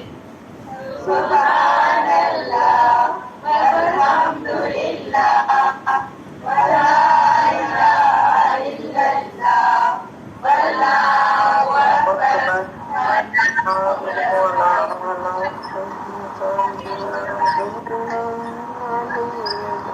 اکبر. اپنے آپ کو رکوع کریں. شاباش. نیچے پورا نیچے جھک جائیں. اب سیدھے کھڑے ہو جائیں، پر ہاتھ کریں. اب نیچے بیٹھیں. اب آنکھیں کھولی رکھیں. جن کو نیند آ رہی ہے نا ان کے لیے ایکسرسائز بہت بہترین تھی. اب پتہ چلے جن کے کسی کے انجر پنجر ہل گئے ہوں گے، ذرا ایکٹیو ہو گئی ہیں، ہو گئے ہیں الحمدللہ. ٹھیک ہے، آگے چلتے ہیں. اعوذ باللہ من الشیطان الرجیم. واصبر نفسك مع الذين يدعون ربهم بالغداة والعشي يريدون وجهه. اور اپنے آپ کو ان لوگوں کے ساتھ روک رکھیں جو صبح اور شام اپنے رب کو پکارتے ہیں، وہ اس کا چہرہ چاہتے ہیں اور آپ کی آنکھیں ان سے تجاوز نہ کریں. یہ دنیاوی زندگی کی زینت چاہنے لگیں اور اس شخص کی اطاعت نہ کریں جس کا دل ہم نے اپنے ذکر سے غافل کر دیا اور وہ اپنی خواہش کے پیچھے چلا اور اس کا معاملہ حد سے بھرا ہوا ہے. اور کہہ دیجئے ہم تو تمہارے رب کی طرف سے ہے، پھر جو چاہے ایمان لائے اور جو چاہے کفر کرے. بلا شبہ ہم نے ظالموں کے لیے ایسی ہی آگ تیار کر رکھی ہے جس کی قناتوں نے ان کا احاطہ کر رکھا ہے، اور اگر وہ پانی کے لیے فریاد کریں گے تو ایسے پانی کے ساتھ ان کی فریاد رسی کی جائے گی اور وہ تیر کی تلچھٹ کے مانند ہوگا اور وہ ان کے چہرے بھون ڈالے گا. استغفر اللہ استغفر اللہ. وہ بہت برا مشروب ہے اور وہ بہت بری آرام گاہ ہے. اپنی دعا کیا کریں اللہ تعالیٰ ہمیں دوزخ کی آگ سے بچانا، اللہ تعالیٰ ہمیں جنت کا راہی بنانا. اللہ تعالیٰ ڈرا کریں، آنسو نہیں بھی آتے تو خوف کے ساتھ آنکھ سے لانے کے اللہ کی بارگاہ میں رویا کریں کہ اللہ تعالیٰ ہمیں اس سے بچا کے رکھنا. آپ دیکھیں حرم پاک میں جب نماز پڑھائی جا رہی ہوتی ہے تو امام کیوں رونا شروع کر دیتے ہیں؟ کیونکہ وہاں پہ کہیں پر ڈرانے کی بات آ رہی ہوتی ہے، کہیں پہ جہنم کی بات آ رہی ہوتی ہے، تو وہاں پہ غمگین ہو جایا کریں. رونا نہیں بھی آتا تو اپنے آپ کو اس جگہ پہ رکھ کر غمگین ہو جایا کریں اور اللہ سے دعا مانگا کریں. اور بے شک جو لوگ ایمان لائے اور انہوں نے نیک عمل کیے یقیناً ہم ان کا اجر ضائع نہیں کرتے جس نے اچھا عمل کیا۔ ہمیشہ یاد رکھیں جہاں پر تلاوت کرتے ہوئے جہاں پہ جہنم کا ڈراوے کا ذکر آتا ہے وہاں پہ اپنی آواز کو نیچا کر لیا کریں، اور جہاں پر خوشخبری کی بات کی جا رہی ہوتی ہے وہاں پہ تلاوت میں بھی حسن الظن پیدا کر لیا کریں، اپنی آواز کو ابھارا کریں اور خوبصورت تلاوت کیا کریں۔ کیوں؟ کیونکہ جنت کی خوشخبریاں مومنوں کو سنائی جا رہی ہیں۔ انہی لوگوں کے لیے ابدی باغات ہیں جن کے نیچے نہریں جاری ہیں، وہاں انہیں سونے کے کنگن پہنائے جائیں گے۔ خوش ہو جائیں اور تو آپ لوگوں کو وہاں پہ سونا مل جائے گا۔ یہاں پہ سونا بہت مہنگا نا، عمل کرتے جائیں، اچھے کام کرتے جائیں، مفت کا سونا وہاں پہ ملے گا۔ اچھا جی، اور وہ باریک اور موٹے ریشم کے سبز کپڑے پہنیں گے، سبحان اللہ، وہاں تختوں پر تکیے لگائے بیٹھے ہوں گے، کیا ہی اچھا بدلہ ہے اور وہ بہت ہی اچھی آرام گاہ ہے۔ اب آگے ایک اور قصہ سنایا جانے لگا ہے، اور اے نبی ان کے لیے ایک مثال بیان کر دیجئے۔ دو آدمی ہیں، ہم نے ان میں سے ایک کو انگوروں کے 2 باغ عطا کیے۔ یہ بہت دھیان سے سٹوری سننے والی ہے، بہت خوبصورت سٹوری ہے۔ اور ان کے گرد کھجوروں کی باڑ لگا دی اور ان دونوں کے درمیان کھیتی اگائی۔ دونوں باغوں نے اپنا پھل دیا اور اس میں سے کچھ بھی کم نہ کیا، اور ان کے درمیان ہم نے ایک نہر بنا دی۔ امیجن بھی کرتے جائیں، 2 باغات، بیچ میں نہر، اور اس کے لیے پھل تھے۔ تو وہ اپنے ساتھی سے کہنے لگا جبکہ اس سے بحث کر رہا تھا، میں تجھ سے مال میں زیادہ ہوں اور جتھوں میں بھی زیادہ معزز ہوں۔ اور وہ اپنے باغ میں داخل ہوا جبکہ وہ خود اپنی جان کے لیے ظالم تھا۔ اس نے کہا میں گمان نہیں کرتا کہ یہ باغ کبھی تباہ ہوگا۔ اس کے اندر کیا بات آ گئی؟ اس سے کیوں تکبر آ گیا؟ وہ اترانا شروع ہو گیا کہ میرے پاس باغات بہت اچھے ہیں، میرے پاس دولت بھی بہت اچھی ہے، میرا مرتبہ بھی بہت بلند ہے، اور پھر جا کے کہتا ہے، اترا کے کہتا ہے کہ میں یہ باغ کبھی بھی تباہ نہیں ہوگا، اور میں گمان نہیں کرتا کہ قیامت ہونے والی ہے، یعنی کہ میں مانتا ہی نہیں کہ قیامت بھی آئے گی، اور اگر بالفرض واقعی مجھے اپنے رب کی طرف لوٹایا گیا تو یقیناً ضرور میں وہاں ان باغوں سے بہتر لوٹنے کی جگہ پاؤں گا۔ اب دوسری جگہ دوسری طرف اس کا مومن ساتھی ہے۔ اب وہ کیا کہتے ہیں؟ اس کے مومن ساتھی نے اس سے کہا جب کہ اسے جواب دے رہا تھا، کیا تو اس ذات کے ساتھ کفر کرتا ہے جس نے تجھے مٹی سے پیدا کیا، پھر نطفے سے، پھر تجھے ٹھیک ٹھاک مرد بنا دیا؟ لیکن میں تو عقیدہ رکھتا ہوں کہ وہ تو اللہ ہی میرا رب ہے اور میں اپنے رب کے ساتھ کسی کو شریک نہیں کرتا۔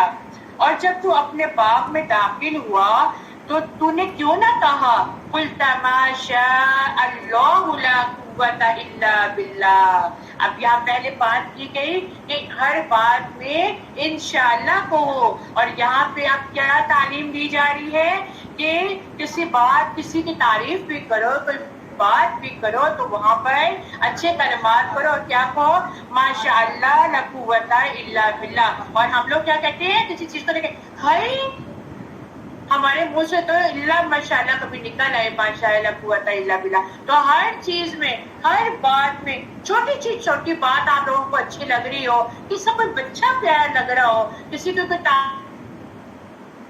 تعریف نہیں، منہ اجازت دے گا کہ جھوٹے ہوئے ماشاءاللہ بولتے ہیں، پورا نہیں بول سکتے، آدھا ہی بول رہے ہیں۔ تو یہاں پہ یہ تعلیم دی جاتی ہے حسد نہ کریں۔ اور آپ نے کیوں نہیں کہا کہ جو اللہ نے چاہا کوئی قوت نہیں مگر اللہ ہی کی مدد سے؟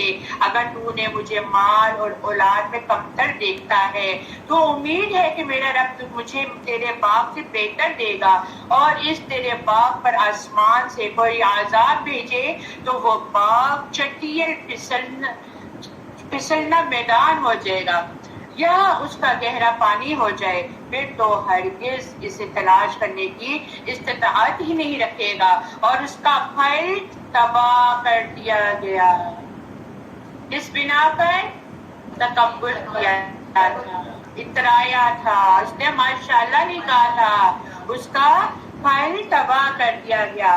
پھر وہ ایسے ہو گیا کہ اس مال پر اپنے ہتھیلیاں ملتا رہا، جیسے عورتیں ہاتھ میں ایسے ہاتھ ملتی رہ جاتی ہے نا، اسی طرح جو اس نے اس میں خرچ کیا تھا، جبکہ وہ باغ اپنی چھتریوں پر گرا ہوا تھا اور وہ کہتا تھا اے کاش میں اپنے رب کے ساتھ کسی کو بھی شریک نہ کرتا اور اس کے لیے کوئی ایسا گروہ نہیں تھا جو اللہ کے سوا اس کی مدد کرتے اور نہ وہ خود ہم سے بدلہ لینے والا تھا.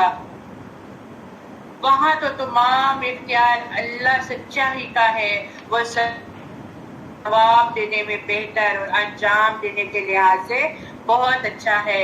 اس سے یہ بھی پتہ چلتا ہے کہ جو لوگ دولت پر بھروسہ کرتے ہیں تو یاد رکھیں دولت جو ہے وہ ڈھلتی چھاؤں ہے، ختم ہو جانے والی ہے. آج ہے کل نہیں ہے، آج زیادہ ہے کل کم ہے. تو یہ تو اس پہ تو غرور کرنا ہی نہیں چاہیے اور اس پہ تو اترانا ہی نہیں چاہیے.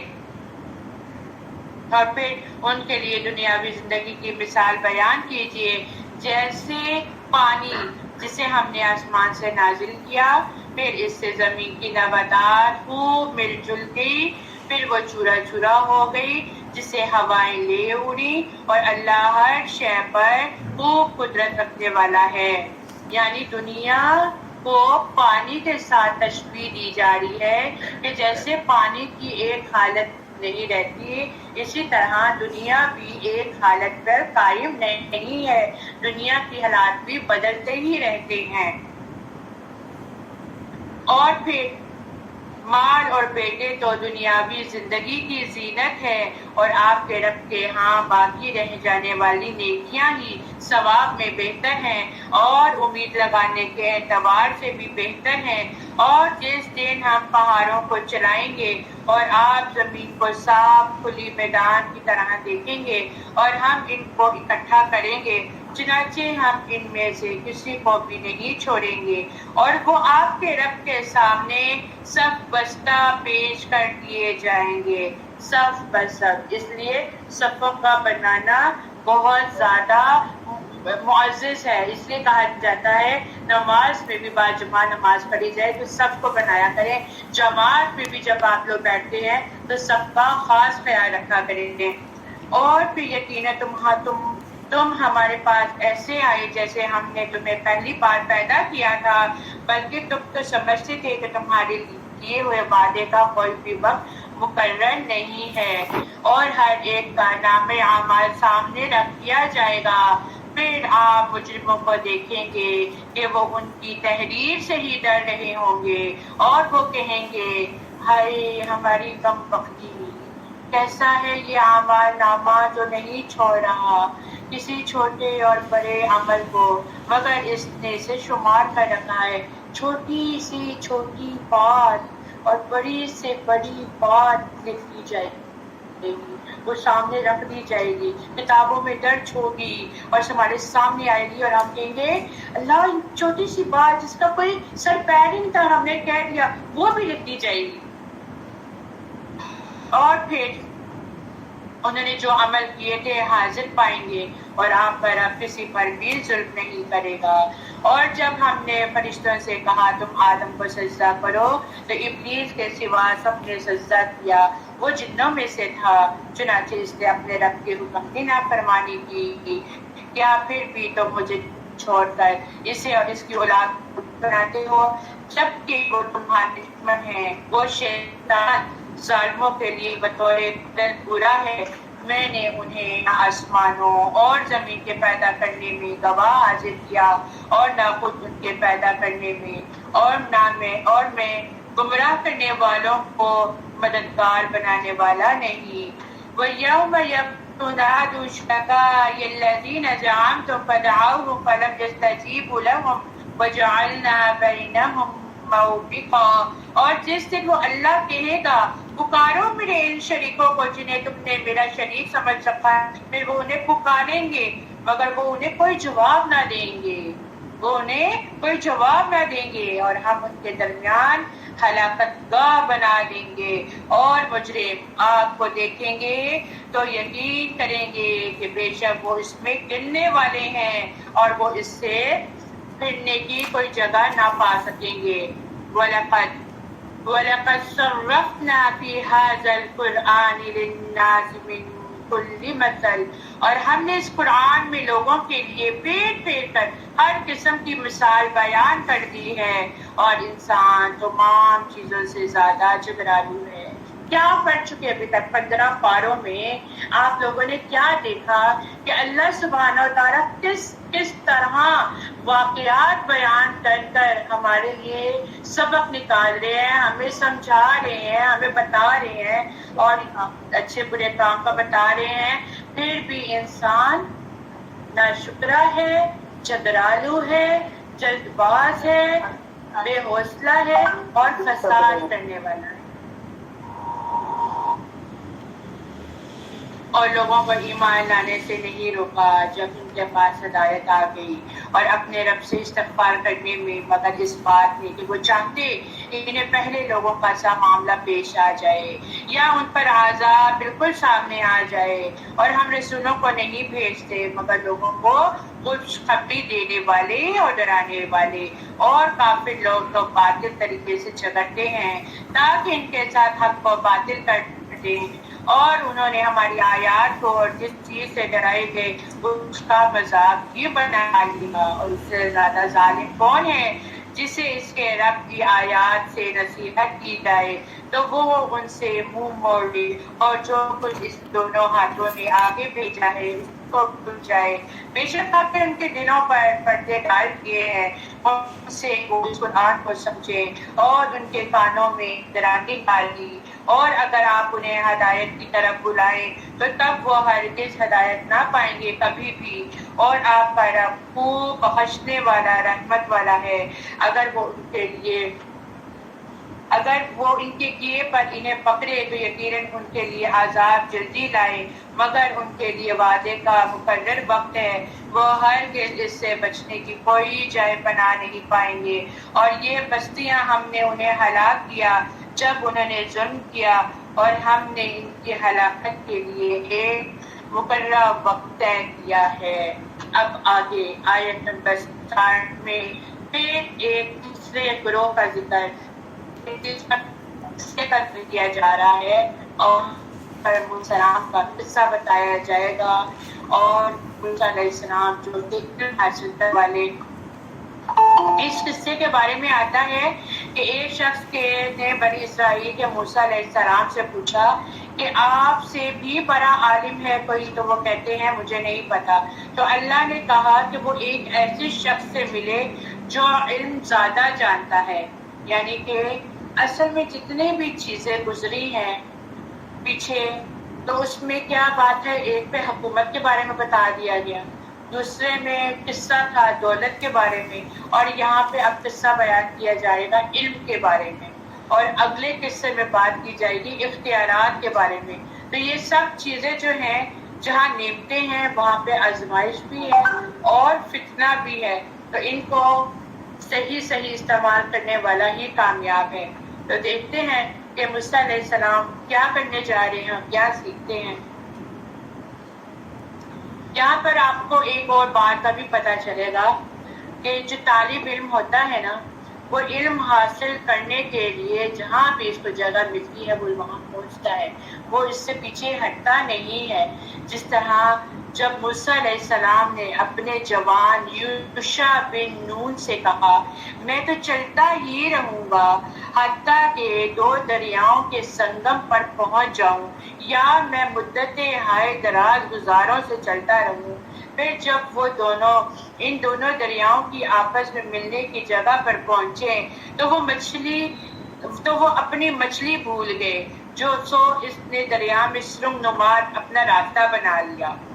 اور پھر جب وہ دونوں آگے گزر گئے تو اس موسیٰ نے اپنے جوان سے کہا کہ ہمیں ہمارا ناشتہ دے، بلا شبہ یقیناً اپنے اس سفر سے ہم تھکاوٹ سے دوچار ہو گئے ہیں۔ علم کے راستے میں چلتے انسان کو تھکاوٹ ہو بھی جاتی ہے، بھوک بھی لگ جاتی ہے، تو علم کے راستے میں چلنا اور थकावट का आ जाना, ये भी इन वालों के लिए एक दर्जा है और उस पर भी उनके लिए इनामात हैं।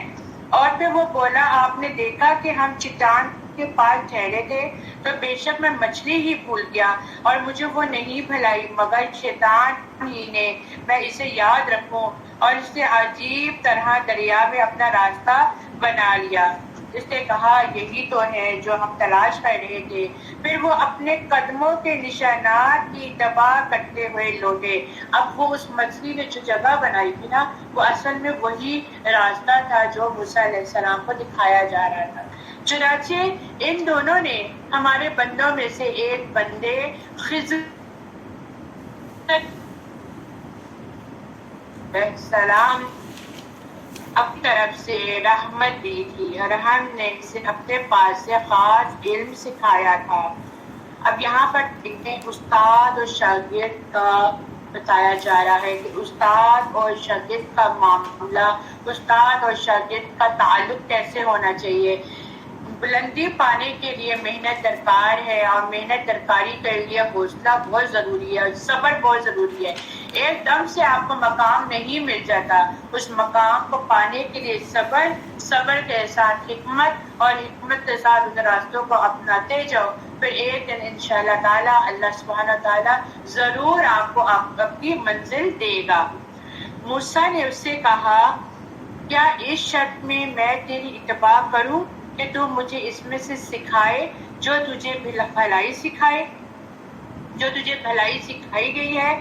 वो बोला, यानी खिज़र अलैहिस्सलाम बोले, बेशक तू मेरे साथ हरगिज़ सब्र ना कर सकेगा और जो चीज़ तेरे अहाता इल्म में ही नहीं है तो तू इस पर सब्र कैसे करेगा। मूसा अलैहिस्सलाम ने कहा, यकीनन इंशाअल्लाह तू मुझे साबिर पाएगा और मैं किसी भी हुक्म में तेरी नाफरमानी नहीं करूँगा। अब देखिए, मूसा अलैहिस्सलाम का भी इल्म बहुत ज्यादा था, लेकिन उसके ऊपर पाए दर्जे पे कौन आया? हज़रत खिज़र अलैहिस्सलाम। और हज़रत खिज़र अलैहिस्सलाम क्या कह रहे हैं कि तू, मैं जो भी करूंगा तुझे इस पे सब्र नहीं होगा। तो वो क्या कहते हैं, नहीं मैं सब्र करूंगा। यानी कि शागिर्द हमेशा कहता है उस्ताद के साथ साथ चलता रहे और वो जो करे मैं भी उसी तरह करूं। तो यहाँ पे यही तालीम भी दी जा रही है और वादा किया जा रहा है कि नहीं, आप जैसे कहेंगे मैं वैसा ही करूंगा। खिज़र अलैहिस्सलाम ने कहा, फिर अगर तू मेरी इत्तबा करनी है तो किसी शय के बारे में मुझसे सवाल नहीं करना, हत्ता कि मैं खुद ही इसका जिक्र तुझसे खुद करूं।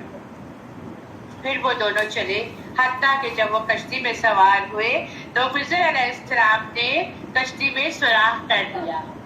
अब ये पहला इम्तिहान, कश्ती में सुराख कर दिया और मूसा अलैहिस्सलाम ने कहा, क्या तूने इस पे शगाफ कर दिया कि इस कश्ती वालों को गर्क कर दे? सब्र ना हुआ, तूने साथ ही सवाल कर दिया, तो तूने बड़ा ही अनोखा काम किया है। खिज़र अलैहिस्सलाम कहते हैं, क्या मैंने नहीं कहा था कि तू यकीनन मेरे साथ सब्र करने की इस्तिताअत हरगिज़ नहीं रखता। मूसा अलैहिस्सलाम ने कहा, मेरी भूल चूक पर तू मुझे ना पकड़ और मेरे मामले में मुझे मुश्किल में ना डाल। फिर दोनों चले, हत्ता कि जब वो दोनों एक लड़के से मिले तो खिज़र अलैहिस्सलाम ने इसे भी कत्ल कर दिया, चलते चलते लड़के को भी कत्ल कर दिया। और मूसा अलैहिस्सलाम ने कहा, क्या तूने एक पाक बेगुनाह नफ्स को किसी जान के कसास के बगैर कत्ल कर दिया? यकीनन तूने बहुत ही बुरा काम किया है।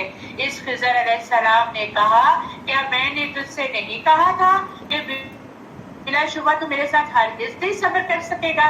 तो मूसा अलैहिस्सलाम ने कहा, अगर इसके बाद मैं तुझसे किसी भी चीज के बारे में सवाल करूं तो फिर मुझे हरगिज़ सोहबत में न रखना, फिर आप मुझे अपने साथ न रखना। मेरी तरफ से उज़र को पहुंच चुका, मेरी माजरत कबूल कर लें। फिर वो दोनों चले, हत्ता के एक गांव वालों के पास पहुंचे और इसके रहने वालों से तआम मांगा, यानी खाना मांगा, तो उन्होंने इसकी ज़ियाफत करने से इनकार कर दिया। फिर इन दोनों ने एक दीवार पाई जो गिरा चाहती थी, तो खिज़र अलैहिस्सलाम ने वो सीधी कर दी, वो दीवार गिर रही थी और उसको सीधी कर दी। मूसा अलैहिस्सलाम ने कहा, अगर तू चाहता तो तू इस पर जरूर उजरत ले लेता। फिर वो उनसे सब्र ना हुआ, फिर उन्होंने सवाल कर दिया। खिज़र अलैहिस्सलाम ने कहा, یہ اب میرے اور تیرے درمیان میں جدائی آ گئی، بس بہت ہو چکا، اب تو اپنا راستہ الگ کر لے۔ یقیناً میں تجھے ان باتوں کی حقیقت بتاتا ہوں جن پر تجھے صبر نہیں ہے۔ رہی کشتی تو وہ چند مسکینوں کی تھی، دیکھیں یہ علم تھا اور اب اس کا فاش کھلنے لگ گیا، اب اس کی حقیقت معلوم ہونے لگی ہے کہ رہی کشتی تو وہ مسکینوں کی تھی جو دریا میں کام کرتے تھے، لہٰذا میں نے ارادہ کیا کہ میں اس میں عیب ڈال دوں، جبکہ ان کے آگے ایک بادشاہ تھا جو ہر کشتی کو زبردستی دیتا تھا، یعنی کہ ان کو کام نہیں کرنے دیتا تھا، وہ ایسا ظالم بادشاہ تھا جو ساری اجرت تھی اس پہ، وہ کشتی صحیح سالم کشتی کو اپنے پاس رکھ لیتا تھا۔ تو خضر علیہ السلام نے جب اس کے اندر سراغ کیا تو وہ جو دیکھے گا بادشاہ کہ اس کے اندر خرابی ہے تو وہ نہیں لے گا، تو بچاؤ ہو گیا۔ اور رہا لڑکا تو اس کے ماں باپ بہت ہی مومن تھے، چنانچہ ہم ڈرے کہ وہ سرکشی اور کفر کی وجہ سے انہیں مشقت میں ڈال دے گا، یعنی کہ وہ جب بڑا ہوگا تو وہ اپنے ماں باپ کے لیے آزمائش بن جائے گا، جبکہ اس کے ماں باپ بہت ایماندار ہیں تو وہ ان کے لیے مشکل بن جائے گا۔ تو اس لیے ہم نے چاہا کہ ان دونوں کا رب انہیں ایسا بدل دے جو اس سے پاکیزگی میں بہتر اور مہربانی میں قریب تر ہو۔